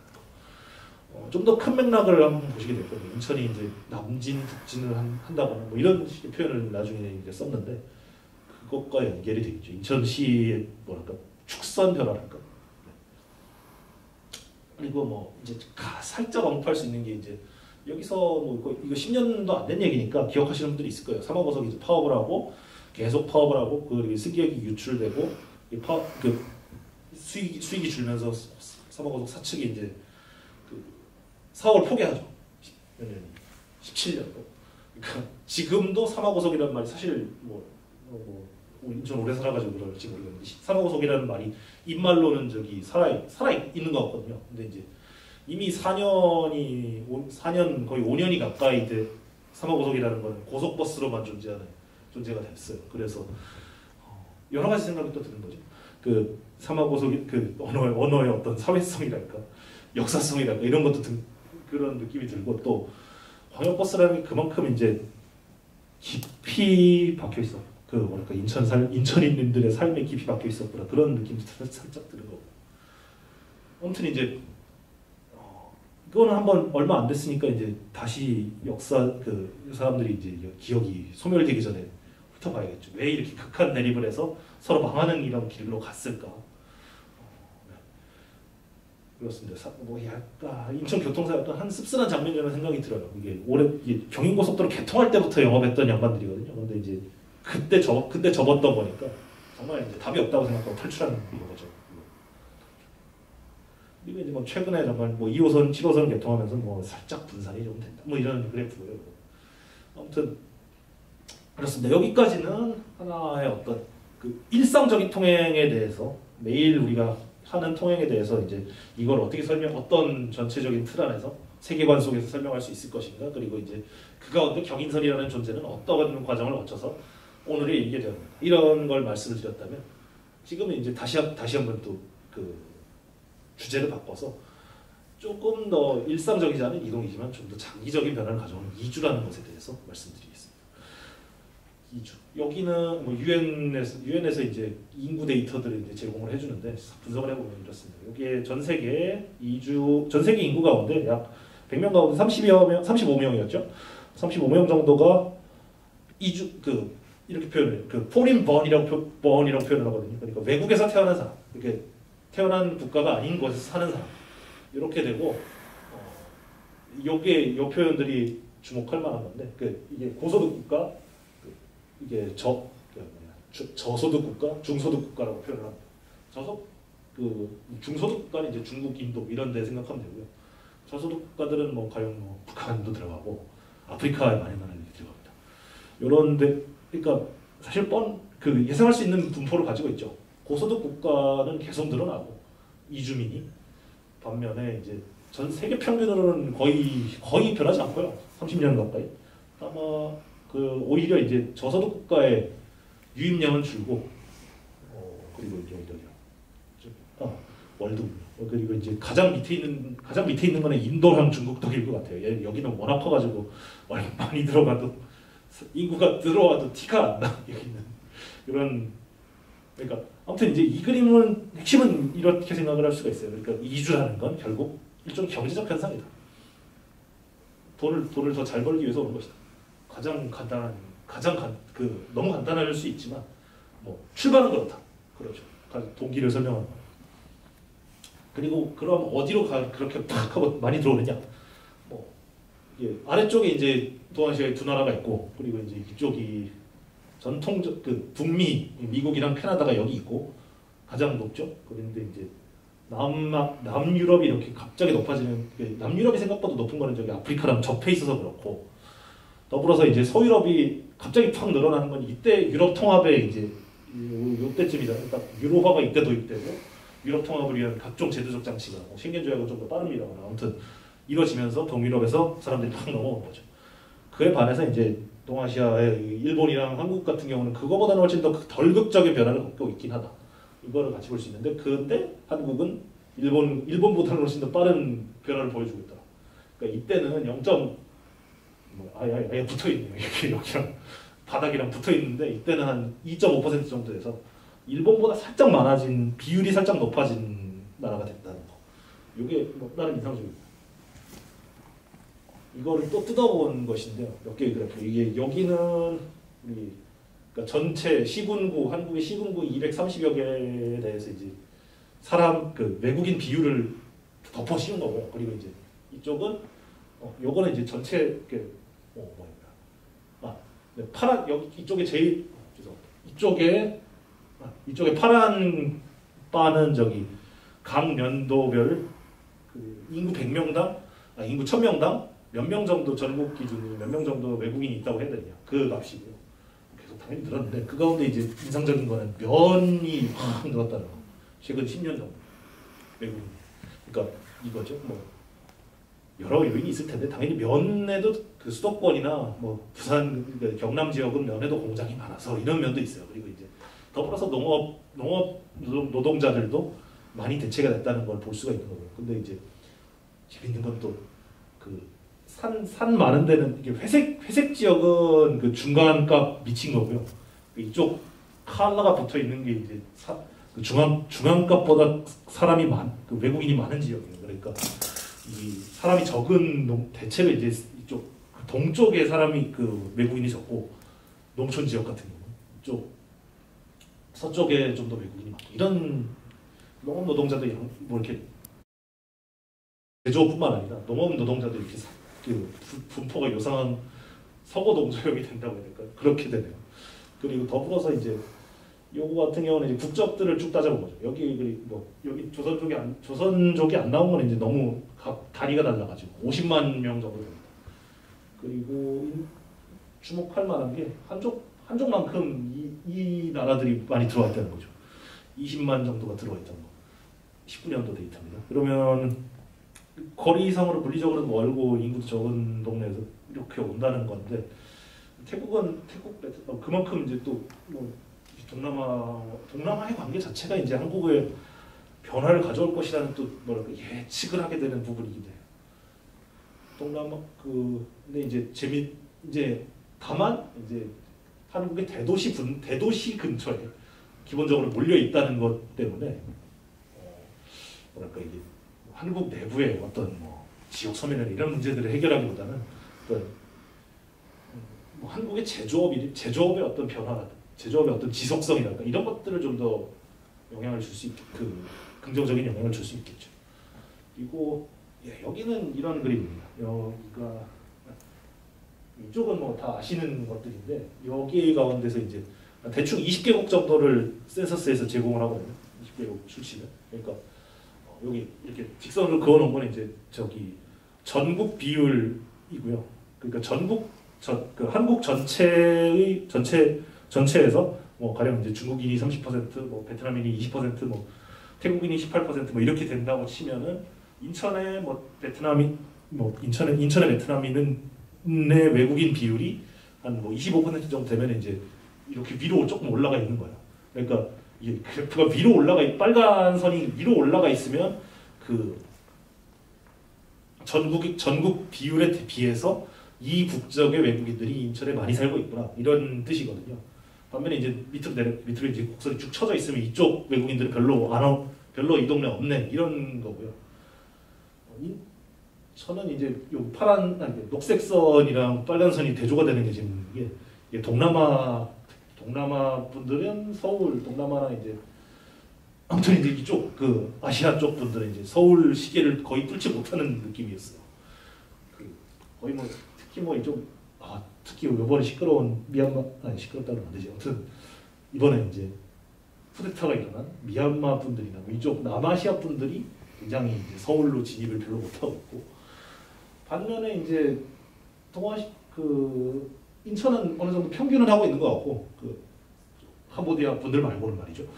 그리고 이제 인상적인 거는 이제 이 대만이 잡히는 건 이제 화교들이 국적이 대만이거든요. 그래서 가장 높이 있고, 화교들이 뭐 온갖 이야기들이 있지만 온갖 역경을 거쳐왔지만 아무튼 가장 인천에 많은 인천의 주소지를 가장 많이 두고 있는 것 같고, 더불어서 이제 미얀마 분들이 이제 많다는 게, 부평에 미얀마 타운이 있는 것 대충 아실 거고, 미얀마 분들이 이제 그 인천에 뭐 평균 이상으로 많다는 그 점이 드러나고, 더불어서 뭐 여기 그 중앙아시아 쪽 같은 경우도 많은데 이 연수구에 있는 그 한방마을이라는 곳에 많이 살고 계십니다. 몽골인이나 뭐 파키스탄인 같은 경우도 이제 인천에 비교적 전국 평균보다 많이 잡히는 편이었는데, 이거는 이제 드러나는 근거지는 없는데 이분들이 저기 뭐 가령 뭐 파키스탄 분들 이런 기사들 막 잡히더라고요. 저기 중장비 수출하시는 뭐 사장님 뭐 이런 분들이 많이 있어가지고 그 중고차 시장에 좀 큰 손인가 봐. 그분들이 바닷가에 중고차 많잖아요, 인천에. 그리고 이제 몽골 분들은 저기 이런 기사가 뜨는 거예요. 그 이주민들이 많은데 그 중에 뭐 이주민 상담사로서 저기 여성분들이 뽑혔다 뭐 이러면서 이제 몽골인들의 커뮤니티가 어느 정도 있다는 걸 보여주는 기사가 나오더라고요. 그러니까 그리고 이제 인상적인 게 이분 가운데 몽골 분이 이런 말을 하더라고요. 그러니까 자기들이 몽골 말로 인천 타임즈를 만들고 싶다. 그러니까 그 수요는 분명히 있다는 것이고, 그리고 이제 이렇게 이제 다양한 언어로 된 소식이 필요할 정도의 그런 수요가 있다는 것이고, 그리고 그 사람들이 좀 더 이제 가시화가 돼서 뭔가 이제 자기들의 뭐 정체성을 유지하면서 이제 살아가고 싶다 이런 욕구를 가지고 있다는 게 조금씩 드러나고 있는 거죠. 일단은 인천이라는 게 뭐 온갖 사람들이 모여가지고 이제 살아오는 뭐 이런 지역이니까, 그리고 뭐 거기 가면 뭐 맛있는 저기 호럭을 먹으면 되는 거지. 일단 여기 빵집이 많습니다. 빵집 맛있는 빵들이 많아서 가끔 가고요. 아무튼 이제 일단은 뭐 문제가 될 건 아닌 것 같고, 그분들이 아무튼 뭐 여러 가지 활동들을 열심히 하고 있다는 거, 그게 계속 잡힌다는 거, 뭐 지역 언론의 역할이랄까 이런 것들까지 생각해 볼 수 있는 그런 지점일 것 같아요. 이쪽 같은 경우는 이제 지역 언론에서 기사로 많이 다뤄가지고 이제 어느 정도 정보를 얻을 수가 있거든요. 네, 아무튼 약간 이제 그런 뭐 이렇게 이주라는 현상이 이렇게 전개가 되고 있는데, 그럼 지금 개념적으로 잠깐만 짚어보자. 제가 원래는 이제 철학을 거 아니에요. 그래서 이제 개념 사용 이런 거에 좀 관심이 많아요. 그래서 더불어서 이 디아스포라라는 그 제목 자체가 이제 흥미가 가는 거죠. 디아스포라라는 말의 연어 관계라고 표현하는데, 콜로케이션이라고 표현을 하는데, 앞에 형용사가 어떤 말이 있으면은, 어떤 개념이 있으면은 그 앞에 자연스럽게 붙는 형용사가 있습니다. 그래서 이제 그 형용사와 명사 사이의 관계에 의해서 그 명사의 의미가 다시 한번 딱 하고 드러나는 건데요.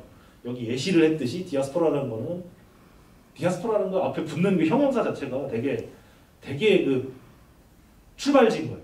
그래서 한국 코리안 디아스포라 이런 지도에 갖다 놨듯이 코리안 디아스포라, 유대인 디아스포라 이런 식으로 출발지로부터 규정이 되고, 더불어서 이제 인상적인 거는 앵글로색슨 디아스포라라는 표현은 사실 찾아봐도 안 나오는 것 같더라고요. 진짜 없는 것 같더라고요. 그래서 그 중에서도 기원 가운데서도 어느 정도 이제 소수자성을 가지고 있는 기원에 대해서 붙는다. 이런 의미론을 확인할 수가 있었고, 그러면 이게 뭐 당연히 바빌론 유수 당한다, 원래 말 자체가 바빌론 유수 다음에 우리 신바빌로니아한테 유대인들이 잡혀간 다음에 바빌로니아에서 당한 다음 풀려나서 키루스 대왕에 의해서 풀려나가지고 이제 붙인 그 현상에 대한 게 아무튼 성서에 나온 거잖아요. 유대 역사에서 나온 거잖아요. 디아스포라라는 말이. 근데 그 말이 확대 적용되는 거는 이제 이런 두 가지인 거죠. 그 사람들의 이동이라는 기원, 어딘가에서 왔다라는 그런 기원과 그 이동한 사람들의 그 뭐랄까 소수자성, 요것 때문에 이제 확대 적용이 될 수 있는 것 같고, 하나 주목할 만한 쌍 개념이 요 피진과 크레올이었습니다. 그 중에 또 크레올이 좀 더 이제 완성도가 높은 건데요. 피진이 이런 거예요. 그러니까 그 사람들이 이제 어떤 항구 도시가 있으면은 사람들이 막 모여서 이제 딱 현대 이게 영어 잘 못하는 사람들끼리 이제 모여가지고 영어하는 딱 그 느낌이죠. 외국인들끼리 저랑 이제 파키스탄 분이랑 이제 영어로 막 대화를 하는 그런 정도의 느낌이 대화인 거예요. 근데 그게 이제 일종의 피진이라면, 그리고 이제 서로 말 안 통하는 사람들끼리 이제 온갖 시로를 섞어가면서 짧은 뭐 명사구 몇 개 던져가지고 이제 하는 의사소통하는 종류의 그런 불완전한 언어라면, 요거는 언어 크레올 같은 경우는 이제 이거 다음에 나올 텐데, 아무튼 이제 이런 피진이 사용되는 지역에서 그 2세가 자랄 거 아니야. 그 2세가 자라면서 이제 온갖 언어들을 들으면서 그 자기의 그 일반 생성 언어라는 게 일종의 발생 과정을 거치거든요. 생물학적 발생 과정을 쭉 거쳐가서 자동적으로 이제 아무튼 적절한 자극을 거치면은 자기의 모국어를 습득하게 되는 그런 과정이 되는데, 그 모국어 습득의 과정이 그 모국어를 습득하는 그 환경이 다원어 환경이거나 아니면 피진이 사용되고 있는 환경이거나 이럴 때 그 2세가 완전히 다른 종류의 언어를 쓰게 되는 거예요. 자기 완결성을 가진, 뭐 수로 구조도 완전히 가지고 있고, 그런 거를 크레올이라고 표현을 하거든요. 그리고 이제 여기 나오는 데가 이제 대서양에 있는 섬나라들 이름입니다.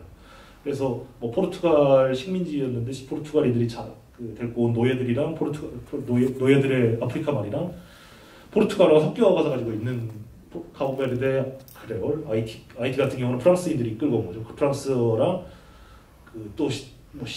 끌고 온 노예들 아프리카어가 섞인 아이티 크레올, 뭐 이런 것들이 나오고요. 최근에 이런 것도 있어요. 여기 등장하진 않는데 한국어도 옛날에 크레올, 2000년 전 크레올 아니냐 이런 식의 의견도 있거든요. 그러니까 민족 혼합이 일어난 과정에서 발생한 크레올어 아니냐. 뭐 한국어가 고리버라는 거는 굉장히 유명한 사실이고, 그렇게 왜 고리버가 이렇게 딱 하고 형성됐을까라고 추적해 보면은, 가설을 생각해 보면은 사람들이 섞이다 보니까 나타난 크레올이라서 별로 주변에 비슷한 근연 관계가 있는 말이 없는 거 아니냐. 뭐 이런 썰도 있습니다. 그러면은 그 한국어 자체가 크레올이라는 그런 추측인 건데, 그러니까 굉장히 일반적인 언어적 현상이라는 거죠. 그리고 뭐 아예 이렇게 인도네시아 같은 경우, 인도네시아입니다. 인도네시아어 같은 경우는 아예 그렇게 실제로 이제 다 섬이잖아요. 그러니까 이제 이 양반들이 이제 다 서로 그 성인들끼리 만나면 이제 몇 가지 자기 아는 피진을 쓰는 거예요. 근데 그 피진을 쓰다가 보니 그 사이에서 나온 2세가 따라락 해가지고 자기 언어 발생 과정에서 그 피진을 사용하는 언어 환경에 노출되다 보니 나온 크레올로서 이제 인도네시아어가 해안 지역에서 어느 정도 쓰이던 것들이 있거든요. 그걸 이제 정리해가지고 만들어낸 건데, 그거가 이제 전체 뭐 3억짜리 인도네시아의 어떤 공용어로 쓰이고 있고 이런 거죠. 그러니까 이게 한국이 또 이런 느낌이 있는 거예요. 순혈에 대한 어떤 그 강박관념이 있는데, 생각보다 이렇게 뭐 좀 더 많은 뭐랄까 섞인달까 비난을 하자면 잡종의 언어인데, 잡종적인 그런 혼종적인 그런 기원을 가진 언어인데, 사실 보면은 이제 굉장히 어떤 자기 완결성을 가지고 있는 완전한 언어가 나오고, 이런 뭐랄까 순혈에 대한 어떤 강박관념으로 전혀 설명할 수 없는 현상들이 쭉 나온다는 거죠. 이런 크레올이라는 현상 자체가. 그리고 이 크레올이 딱 이게 관문 도시에서 당연히 나오는 거고요. 항로가 딱 항구에서 되게 나오는 것이고요. 인천. 그러니까 뭐 기본적으로 말씀드렸다시피 크레올이 어쨌든 몇 개 세대에 거쳐서 나오는 건데 사실은 이게 여기에 한번 등장시켜야겠다고 이게 발표 자료를 작성하고 나서 파일 보내고 나서 생각났던 게 그 중국 음식인 거였어요. 한국식 중국 음식. 그러니까 그 실제로 크레올 음식이라는 표현을 쓰더라고요. 그러니까 뭐 루이지애나나 이런 쪽에서 그러니까 뭐 당연히 그 어떤 대서양 제도에서도 쓰고 자기들에 대한 어떤 그냥 무슨 카보베르데 IT 이런 카보베르데 크레올이 아니라 그냥 크레올이라고 그러고 걔네들 자기들은. 그리고 이제 루이지애나 케이준 스타일이라는 음식이 있고 같이 있는 게 크레올 스타일 음식이었던 거예요. 그 크레올 음식과 비슷한 뭐랄까 존재론적 특징을 가진 게 인천의 중국 음식 아니냐 이런 생각이 팍 들었던 거죠. 이게 이게 자료를 딱 만들었으면 좋았을 텐데 나중에 생각난 거라. 아무튼 이런 거죠. 그러니까 여러 가지 뭐 중국 그 동중국해와 황해를 끼고 있는 그런 상황 속에서 그 중국인들이 산동반도 출신이 만들었는데 먹는 사람은 한국인과 그 당시 일본인들이고 이 사람들의 취향들이 다 섞여가지고 하나의 어떤 그 산동에서도 볼 수 없고 뭐 다른 중국 내륙에서도 볼 수 없고 일본에서도 볼 수 없고 당연히 한국 원조에도 없는 이런 음식 문화가 나왔잖아. 일종의 크레올 현상이야. 이런 것이 사실 뭐 인천에 굉장히 많을 텐데 물론 많은 것들은 여전히 이 상태일 수 있죠. 그냥 짬뽕돼 있는 그 상태.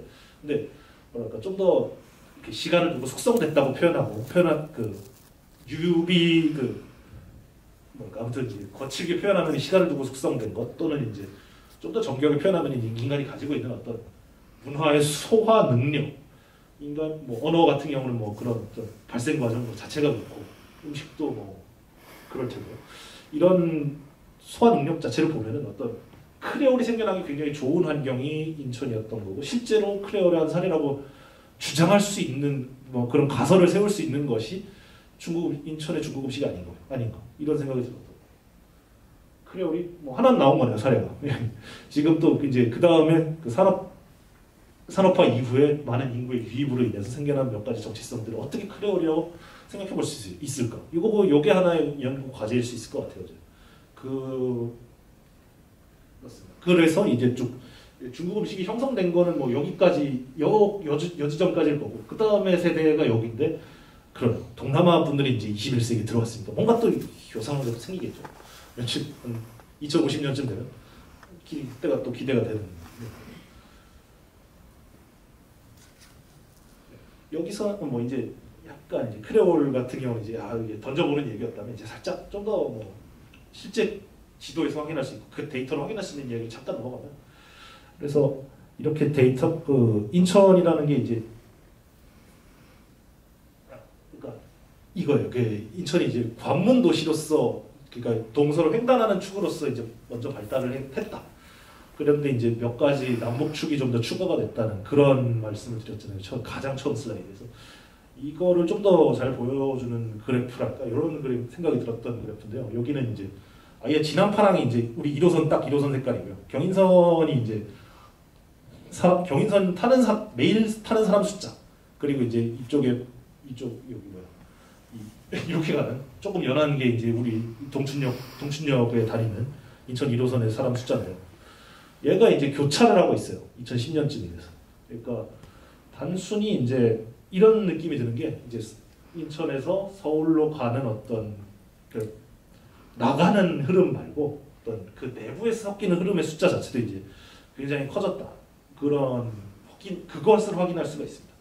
뒤에 붙여놓은 건 이제 그 노선 주변에 파란 데가 인천 1호선 근처 구고요. 여기 뭐야? 황토색 이쪽이 이제 경인선 근처 구고. 인구도 이쪽이 저 남북 쪽이 더 많이 늘고 이렇습니다. 그러니까 그림을 만들어 놓은 게 이것이죠. 그러니까 경인선 시절, 그러니까 경인선이 좀 더 95년도 이전에는 이제 경인선이 인천을 동진시키는 그런 축이었고 뭐 그렇다면 그러니까 물론 이제 이쪽이 다 빈 땅이었으니까 뭐 그런 건데요. 그걸 넘어서 이제 인천이 이제 지금 25년 지난 거니까 95년도까지 이제 인천 경인선 주변 땅 채우는 거였다면 그 다음에 이제 남북으로 펼쳐진 몇 가지 미개발지들 개발해 나가는 게 인천의 그 도시개발의 진행 방향이었다. 이렇게 규정을 할 수가 있죠. 같이 이제 등장하는 것이 이제 철도가 된 거고요. 어떻게 돈을 썼던? 네. 이게 잠깐 이제 이야기를 하는 거는 저기입니다. 그러면 이제 디아스포라랑 크레올이 이제 쌍개념으로 말씀을 드렸는데, 디아스포라는 출발 지점, 그리고 크레올은 도착 지점에 의해서 규정이 된다, 이렇게 규정을 했잖아요. 그러니까 이런 사례를 들 수가 있어요. 그러니까 여기는 이제 쉽진 않았는데 너무 방만해질 것 같아갖고 모리셔스 아무튼 이제 여러 크레올이라는 데가 있으면은 뭐 가령 이제 근데 이제 크레올 현상이 일어난 어떤 대양의 섬이 하나 있으면은 그 주변의 강대국들이 이제 그 섬에 대한 영향력을 만들기 위해서 그 있었던 그 크레올로 이제 수십 년 동안 있었던 사회에 대해서 이제 손을 뻗고 그 돈 뭐 가령 뭐 인도에 모리셔스라는 데가 있거든요. 그 가운데 모리셔스라는 데서 이제 인도인, 중국인, 뭐 아프리카 출신, 뭐 온갖 데들이 다 왔어요. 그러면 이 사람들에 대해서 이제 본국에서 디아스포라가 출발하는 데서 이제 뭔가를 하려고 막 그래서 이제 자기의 영향력을 끌어올리려고 하는 그런 부분이 있어요. 당연히 들어오는 게 동남아 제 여러 아세안 국가가 이제 한국에 대해서 뭔가 이제 하기는 어려우니까 지금 현실적으로. 그러면 사실 딱 보이는 거는 지금 중국인데 중국 디아스포라가 당연히 보셨다시피 이제 한국에 가장 많은 데는 결국 인천이죠. 네, 대만 분들이 있습니다. 이때 이제 그 뭐랄까 이주민 사회가 어떤 반응을 보일 것인지 이런 생각을 해볼 수 있습니다. 그러니까 양쪽으로 찢어질 수가 있는 거죠. 크레올이라는 그런 거는. 특히 크레올이 출발한 사회가 여기 도착 지점에서는 소수자 취급을 받는데 출발지는 어마어마한 중국 같은 강대국일 때 이렇게 어떻게 되는 거야? 뭐랄까 이게 분해되는 힘이랄까? 그런 힘이 보이는 것 같아요. 그때 이제 인상적이었던 장면이 작년 쌍십절에 제가 우리 차이나타운에 놀러 갔다가 이런 그림을 보게 됩니다. 아시죠? 이게 뭔지, 이 깃발이 뭔지. 그러니까 하필 쌍십절에 이렇게 물려주고 중국 현대 중국을 낳은 그런 기념일이긴 한데 아무튼 이제 그 중국이 이제 기세등등하게 이렇게 우리한테 잘못 보이면은 국물도 없다라고 그런 말을 하고 있는 상황에 이렇게 떡하니 지금 청천 백일 만지홍기를 이렇게 한복판에 이분들이 저기 산동에도 다 기반이 있더라고요. 중국집 하시는 분들이. 근데 이런 걸 걸어놨다는 게 자기들이 이게 길을 어느 정도 이렇게 생각하는 것 같아요. 이게 중국과의 어떤 중국 측과의 그러니까 기원이 되는 중국 측과의 어떤 디아스포라의 기원이 되는 데와 우리가 어느 정도 거리를 둘 수 있다는 어떤 선언 같은 거를 보는 느낌이었어요. 그러니까 디아스포라 사회가 과연 가령 또 이렇게 되겠죠. 미얀마 디아스포라 같은 경우라면 이제 또 뭐 시위도 많이 하잖아요. 이제 또 그런데 이런 분들은 또 이쪽이랑 조금 다르겠죠. 이때는 여기는 이제 시민이 아무튼 이제 그 디아스포라 본국과의 어떤 충분한 거리두기를 우리가 할 수 있다라는 선언이라면은 미얀마 양반들 같은 경우는 이제 당신 뭐랄까 고국에 대한 안타까움에서 나오는 그런 느낌이 들어요. 아무튼 이제 여러 디아스포라들이 어떤 뭐 크레올의 방향도 있지만 본국과의 관계를 또 어떻게 만들어 나가는지를 또 한번 세밀하게 검토해봐야 된다는 거. 그 점까지 이제 디아스포라 공동체를 볼 때 꼭 체크해봐야 되는 부분이 아니냐 이런 생각이 들었습니다. 이건 무슨 마지막에 이런 게 딱 나와가지고. 근데 사실 중요하죠. 이 기후변화라는 게 인천에 특히 중요한 이유는 역시 인천은 바다와 뭐 네덜란드와 비교할 수 있겠죠. 정말 보시다시피 이제 죄송합니다. 회색이 이제 19세기 땅인 거고요. 요게 다 메꾼 거죠. 항구도 메꿨고 남동공단도 메꿨고 송도 뭐 말할 것도 없고 주안도 메꾼 거죠. 여기 뭐 아직도 짠물 나오는데 저기 세차장에 가면 우리 수돗물 씁니다라고 걸어놓은 그런 데인데 아무튼 이렇게 바다와의 도전에서 한 건데 바다가 다시 넘치려고 하고 있는 게 기후변화의 핵심이잖아요. 핵심 중에 하나거든요. 그리고 이제 이동과 관련돼서 이제 이야기를 하는 이동과 관련돼서 기후변화 얘기를 꼭 이제 마지막에 제가 집어넣는 이유는 이런 겁니다. 결국에는 탄소 배출량의 중요한 부분을 교통이 차지하고 있어서 14%라고 이야기를 하는데 더 인상적인 그림을 만들어 놓은 게 이쪽이 이게 그 OECD랑 비OECD 국가, 그러니까 선진국가 개도국을 이제 제조를 해놓은 건데요. 돈 벌면은 교통에 쓴다라는 그런 제 주장을 어느 정도 다시 한번 보여주는 게 이제 이쪽이에요. 그러니까 숫자를 보시면은 석탄 화력 발전소가 그렇게 비난을 받는데 사실 선진국 OECD 전체로 치면은 교통이 더 온실가스를 더 많이 배출하고 있습니다. 그 개도국과 차이가 나는 것도 교통인 거고요. 예, 여기는 글씨가 너무 작아졌는데 이건 뭐 출판물에 실리에다가 했던 거라 가지고 좀 이상한데 아무튼 여기는 까만 게 석탄 화력, 그리고 이제 여기 갈색이 승용차입니다. 승용차. 거의 비슷한 비율이 되고 있죠. 그러니까 인류가 지금까지의 방식대로 발전을 해올 경우, 계속 해나갈 경우에 가장 먼저 반응하게 될, 그러니까 가장 먼저 탄소 배출량이 폭발하게 될 그런 지점이 교통이라는 걸 한번 체크할 수가 있는 그래프가 됩니다. 뭐 이거는 우리 송도가 나와서 송도가 제일 팔에서 이게 팔할수록 사람당 차량 숫자가 많은 거고요. 가구당 차량 숫자가 많은 거고요. 송도가 가장 많은 수도권에서 가장 차가 많네요. 인구당 차량 숫자가 가장 뭐랄까 이런 데서 너무 띄용한 게 이런 데서 그 1.5도 선언을 했던 게 세계사적 역사인 것 같아 진짜. 자동차를 이렇게 제일 많이 타는 데서 한국에서. 그리고 이제 변화의 어떤 흐름을 보여주는 건데요. 대부분의 그 전국 지역에서 서울 빼고는 다 1인당 교통 부분 온실가스 배출량이 늘어나고 있더라. 그리고 사람들이 큰 차를 엄청 좋아해가지고 개도국과 선진국 가리지 않고 큰 차 좋아해가지고 선진국에서 온실가스가 거의 늘어난 거의 유일한 것이 SUV 덕이다. 이런 그래프를 국제에너지기구에서 또 그려놓고 있고요. 그리고 최근에 친환경차 이야기 나오면서 전기차가 희망이라고 이렇게 현대차에서 뽀뽀를 넣고 있으나 아직은 대충 이렇거든요. 지금 내연기관 차에서 한 30% 정도 깎을 수 있는 수준에 불과한 이 정도인 거죠. 기대에 못 미칠 것이다. 그리고 이제 자율주행차가 나오면 이제 차가 똑똑해져가지고 너무 빨리 갈 거다 이런 거 안 할 거다, 똑똑해져가지고 안 할 거다 이런 예측을 하지만 생각보다 사람들이 이제 운전하는 부담이 줄어드니까 길로 더 많이 몰려 나올 것이다 라는 그림인 것이고요. 그래서 자율주행차도 이제 에너지 소비량을 늘리는 데 엄청난 기여를 할 것이다 이런 그림이고요. 요거는 이제 항공 부분의 예측입니다. 그러니까 교통량이 지금보다 막 꺾이는 게 기본적인 예측이에요. 그러니까 지금보다 훨씬 더 많이 늘어난다. 그리고 이제 이거는 바로 또 지금 우리가 다루고 있는 디아스포라 현상과도 연결이 될 텐데 그만큼 이주민이 늘어나면 본국과의 연결도 늘어날 거예요. 그러니까 비행기 타고 가야 되는 거죠, 당연히. 여기서 동남아 가려면 당연히 비행기를 타겠지. 3,000km가 넘는데 중국을 그렇게 거쳐서 가기도 힘든 거고요. 이게 조건상, 지형 조건상. 그래서 인천 그럼 다 알겠는데 그럼 그게 인천이랑 무슨 상관이냐 했을 때 이게 딱 나옵니다. 이런 사건이 5년 전쯤에 있더라고요.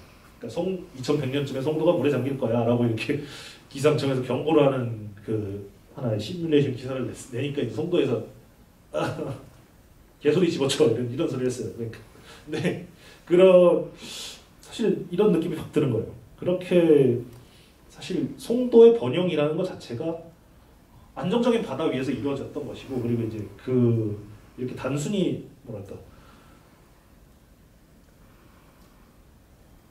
이런 느낌이죠. 사람들이 그러니까 이런 송도의 번영이라는 게 안정적인 바다 위에서 이루어졌다는 것 자체를 이제 눈을 감고 송도에 큰일이 난다라고 여기만 이제 꽂혀가지고 이제 이런 소리 하지 말아라고 이렇게 불안감을 조성하는 소리 하지 말아라고 항의 공문을 보낸다는 게 사실은 좀 너무 기후 위기라는 걸 진지하게 다루지 않는 거라고 생각이 들더라고요. 이것도 역설적이에요. 이런 곳에서 2018년도에 1.5도 목표를 제시했다는 게 왜 그랬을까? 아무튼 그리고 이제 인천에 확장할 곳이 점점 더 줄어들고 있다는 걸 명백하게 드러났고 확장 비용이 최소한 늘어날 수밖에 없다는 걸 또 하나 보여주는 거고요. 지금 인천이 확장해 왔다는 것은 결국 바다에 도전해 왔던 건데 그 바다가 이제 우리 마음대로 안 될 거니까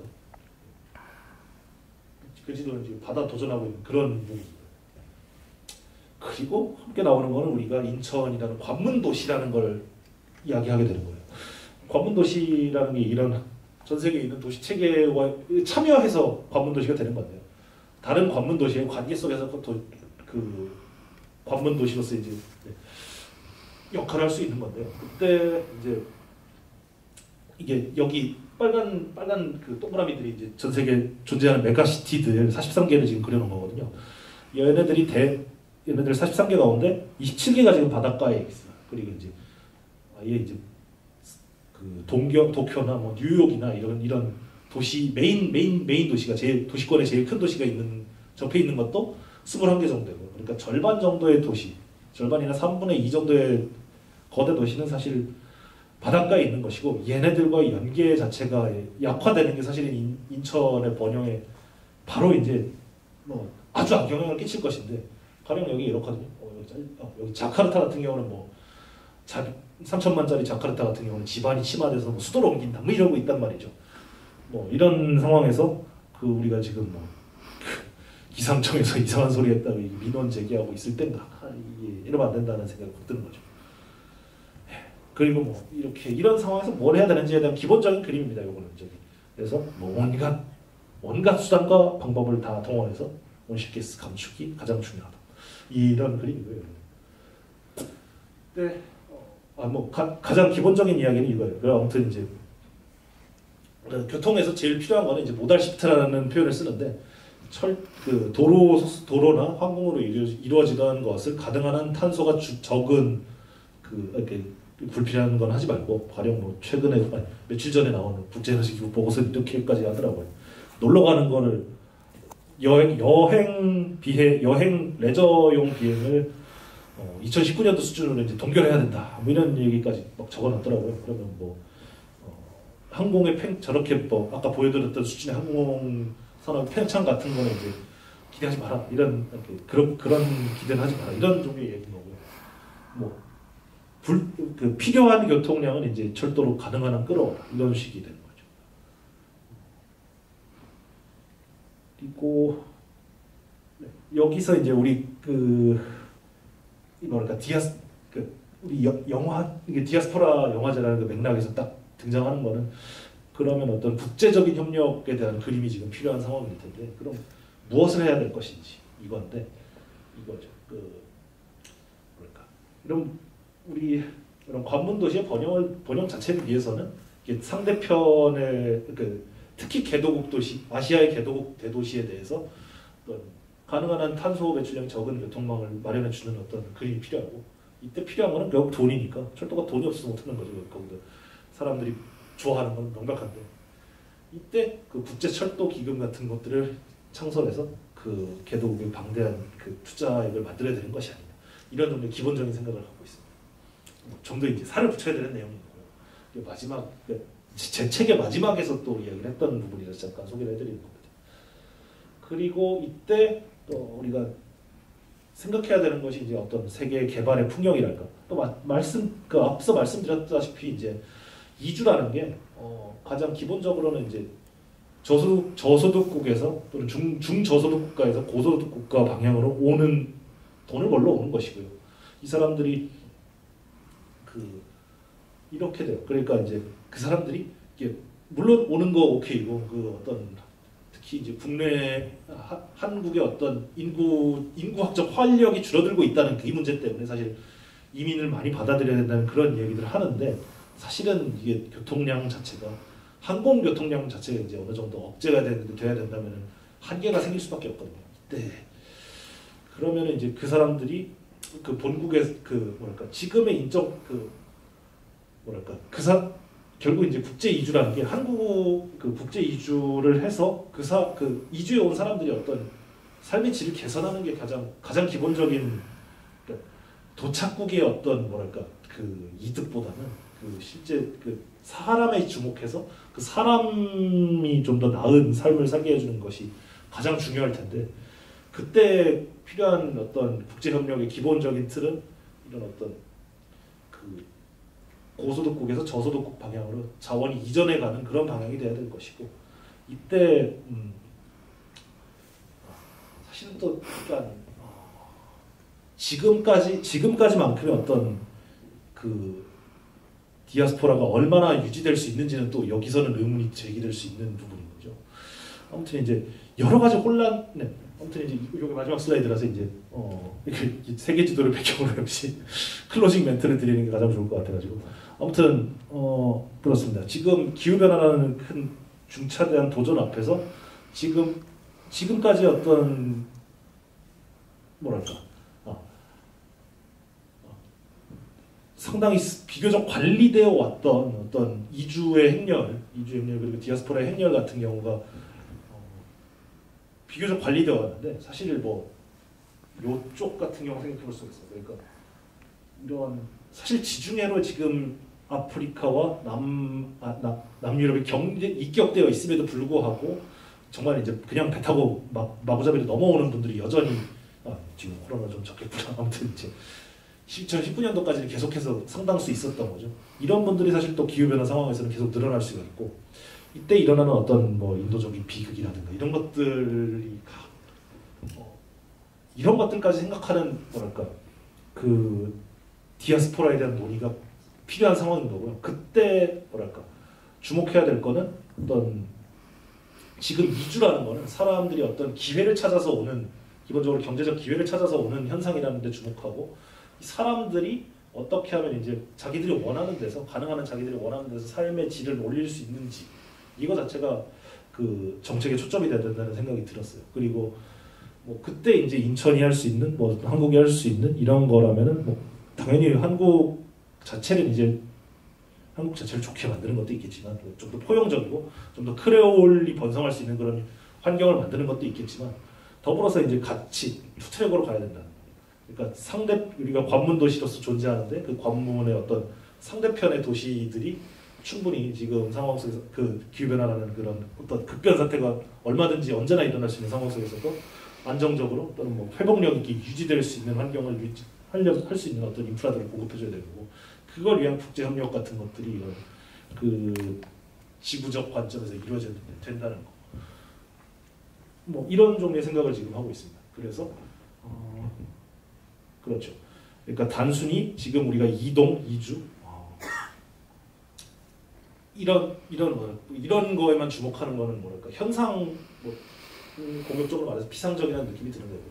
그리고 인천의 정체성이랄까 이런 것들을 좀 더 이제 가져온 여러 가지 뭐 기후 변화 같은 어떤 거시적인 환경 속에서 생각을 더 해봐야 되는 부분이 아니냐 이렇게 말씀드리고 싶습니다. 아무튼 이제 뭐 여러 가지 두서없이는 말씀드렸는데 뭐 일단 네, 제가 준비한 건 여기까지고요. 좀 더 이제 질문이 있으신 분들이 있으면 좀 더 그 이야기를 하겠습니다. 그 오픈 채팅방에서 이제 오픈 채팅방 안내를 받으셨을 텐데 거기서 이제 몇 가지 말씀을 주시면은 제가 답변을 드리는 것으로 그렇게 돼 있거든요. 근데 이제 지금 질문이라든가 이런 것들 주시면 될 것 같아요. 질문이나 뭐 아무튼 뭐 이상하다 아니면 이거 출처가 뭐냐 뭐 이런 여러 가지 이야기들. 지금 뭐 여러 가지 제가 여러 무서운 말씀.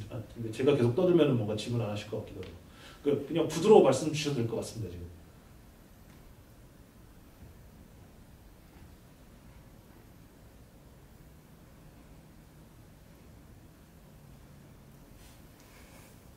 이게 아마 처음 질문하시는 분한테 그 소정의 상품이 있는 걸로 알고 있는데.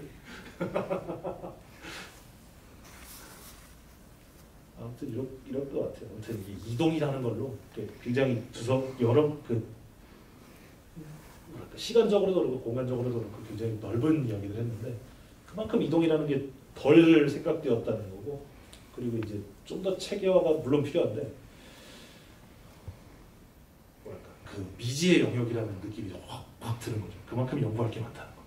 그렇고 동시에 이제 더불어서 인천이라는 게 정말 이제 관문 도시로서 정체성을 표방하고 있고 뭐 거기에 대해서 어느 정도 논쟁, 관심 이런 것들이 있었음에도 불구하고 가령 이제 크레올 같은 뻔한 개념 같은 경우도 이제 뭐 물론 이제 한국적인 맥락에서는 덜 뻔하겠지만 국제적으로 세계적 관점에서 봤을 때는 항구에 크레올이 있다. 특히 뭐 말씀드렸던 대로 인도네시아 같은 경우는 국어 자체가 크레올이란 말이죠. 그럼에도 불구하고 이제 크레올 같은 개념이 별로 소개가 안 되고 뭐 이런 것도 이제 뭔가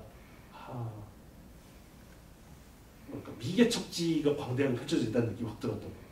그러니까 지금 말씀드렸던 여러 것 이런 좀 뭐랄까 방만하게 뻗어 있는 이런 것들을 좀 더 정리할 수 있게 되면 이제 그 조금 덜 미개척지라는 느낌. 감사합니다.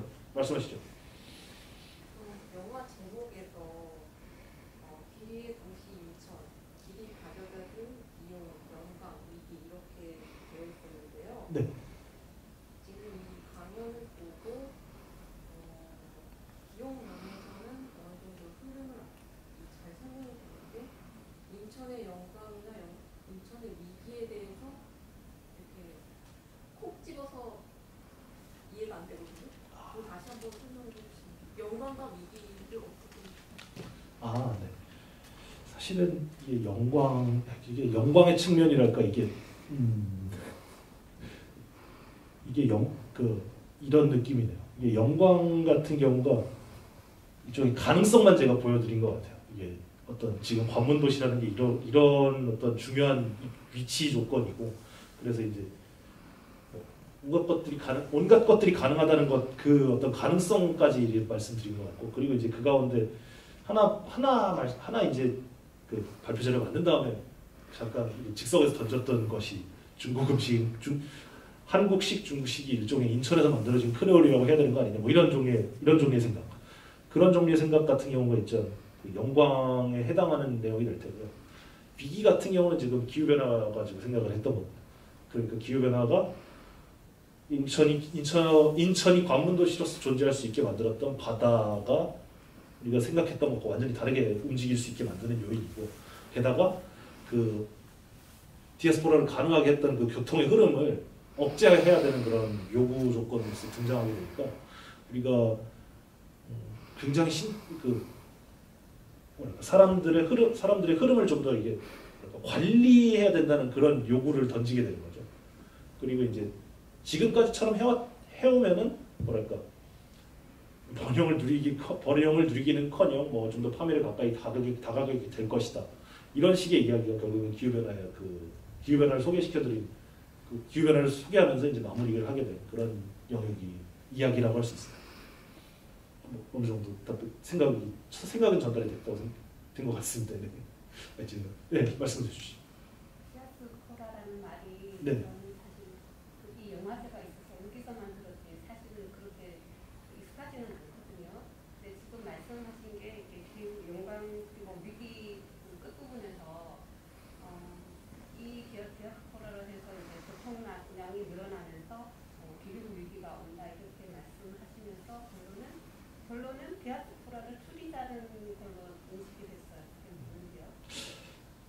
이게 사실은 줄이자는 방향으로 가는 것 같아요. 그러니까 이제 사실은 결과적으로는 이거죠. 그러니까 이제 지금까지는 이제 제가 사실 이제 그 부분이 지금 고민인 거예요. 지금 딱 도착한 부분. 그러니까 정말 말씀드렸던 게 이게 항공통행량을 어떻게 뭐 진짜 억제를 하자 이런 게 정말 며칠 전에 나와가지고 이게 생각이 좀 정리가 덜 된 상태고요. 기본적으로. 근데 이제 양가적인 것이 훨씬 더 이제 두드러진다는 게 일단은 지금의 문제인 거죠. 그러니까 확 딱 잘라서 지금 줄여야 된다라고 말을 할 수는 없는 것이고요. 물론 그러니까 그것이 가지고 있는 어떤 인천이 가지고 있는 기회이기 때문에 이 이주의 행렬을 그냥 뭐 차단을 해야 되느냐. 사실은 말도 안 되죠. 사장님한테 그 고용하지 말라고 한다는 게 말이 되겠어요. 그리고 저기 오는 사람 막는다는 것도 이게 말이 안 되는 거고. 다만 이제 일종의 어느 정도 다른 교통량도 마찬가지인데 어느 정도 관리를 해야 된다는 그런 점인 거죠. 그러니까 지금 이렇게 뭐 여러 가지 말씀드렸는데 그 교통량이라는 게 돈 벌면은 이게 교통을 더 많이 다니게 된다, 놀러도 많이 다니게 된다 이렇게 되거든요. 그러니까 가령 이제 우리가 소득이 늘면서 뭐 저가 항공 막 늘고 가장 잘 보여주는 건 제주도 같은 경우 막 늘고 이러는데 어느 정도 이제 제주 같은 경우는 그 실제로 뭐 환경 용량이 뭐 렌터카가 뭐 렌터카가 저기 거기 주민들 다 교통량 다니는 것만큼 렌터카가 다니는 거예요. 그러면 사실 그렇게 되면은 이제 더 지금보다 관광객을 늘리는 게 무리가 되겠죠. 뭐 이런 식으로 이제 어느 정도까지가 우리가 받아들일 어느 정도까지를 어떤 선으로 설정하고 그 너무는 좀 곤란한 선으로 설정하고 여기를 넘어서지 않게 어느 정도 관리를 해야 되는 거 아니냐.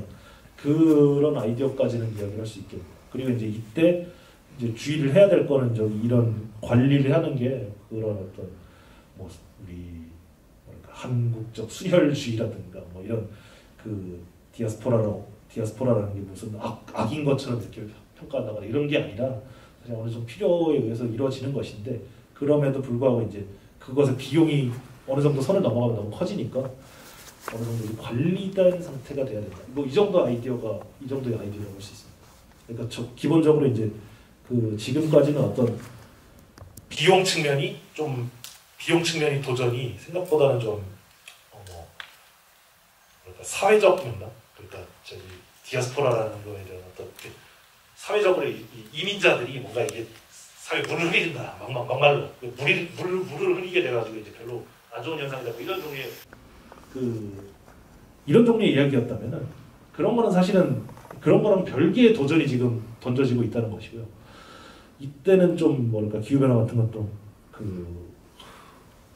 기후 시스템에서 전개되는 그런 도전이다 보니까 약간 그런 사회적인 거는 저기 뭐 법령으로 뭐 가능하면 이렇게 하면 안 된다라고 이렇게 뭐랄까 사람들이 외국인들을 배제하고 뭐 인종적인 어떤 발언들을 하고 이런 것들을 이제 배제하는 거랑 좀 맥락이 다른 면에서 디아스포라에 대한 어떤 관리랄까 이런 것들이 등장하게 되는 거죠. 역시 또 더 정리되면 이제 또 뭔가 더 드리도록 하겠습니다. 기본적으로 이렇습니다. 그러니까 처음에 이제 일상적인 교통량에 대한 이야기가 좀 정리가 된 거고요. 제가 이제 후반부에 이주에 대해서 이야기하는 거는 이제 좀 정리하고 해가고 있는 상태긴 해요. 그래서 이제 뭐랄까, 네네 그렇습니다. 좀 정리 안 된 상태로 이렇게 이야기하는 것 같다라는 게 일단은 맞고요. 후반부의 경우에 특히 아무튼 네, 좀 더 다른 질문이 또 있을까요?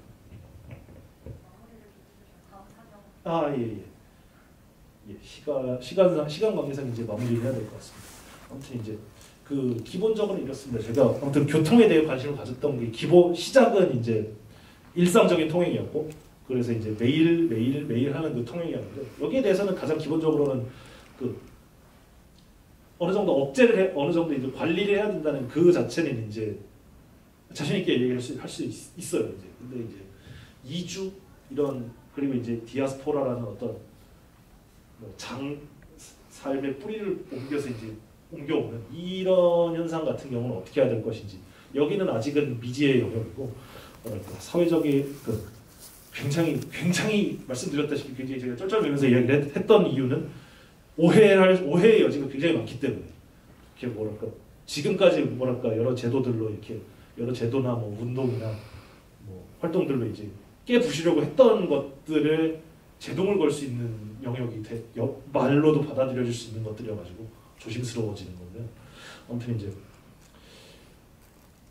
그 기후 문제가 그렇습니다. 아무튼 이제 여러 이주 문제라는 게 이렇게 해결되기 지금 문제를 던지는 그런 과정이 있고 문제를 어떤 명확하게 해결되지 않는 문제라는 게 지금 명확하게 해결하기 어려운 그런 문제 상황이 지금 우리가 맞닥뜨려 있다는 거. 이것 자체가 지금 제가 보여드릴 수 있는 그런 일단 현재로서 최선일 것 같아요. 그래서 이 지금 어떤 답이 없는 상태의 어떤 디아스포라가 기후변화 상황에서 어떻게 해야 되는지에 대한 답이 없는 상태의 문제.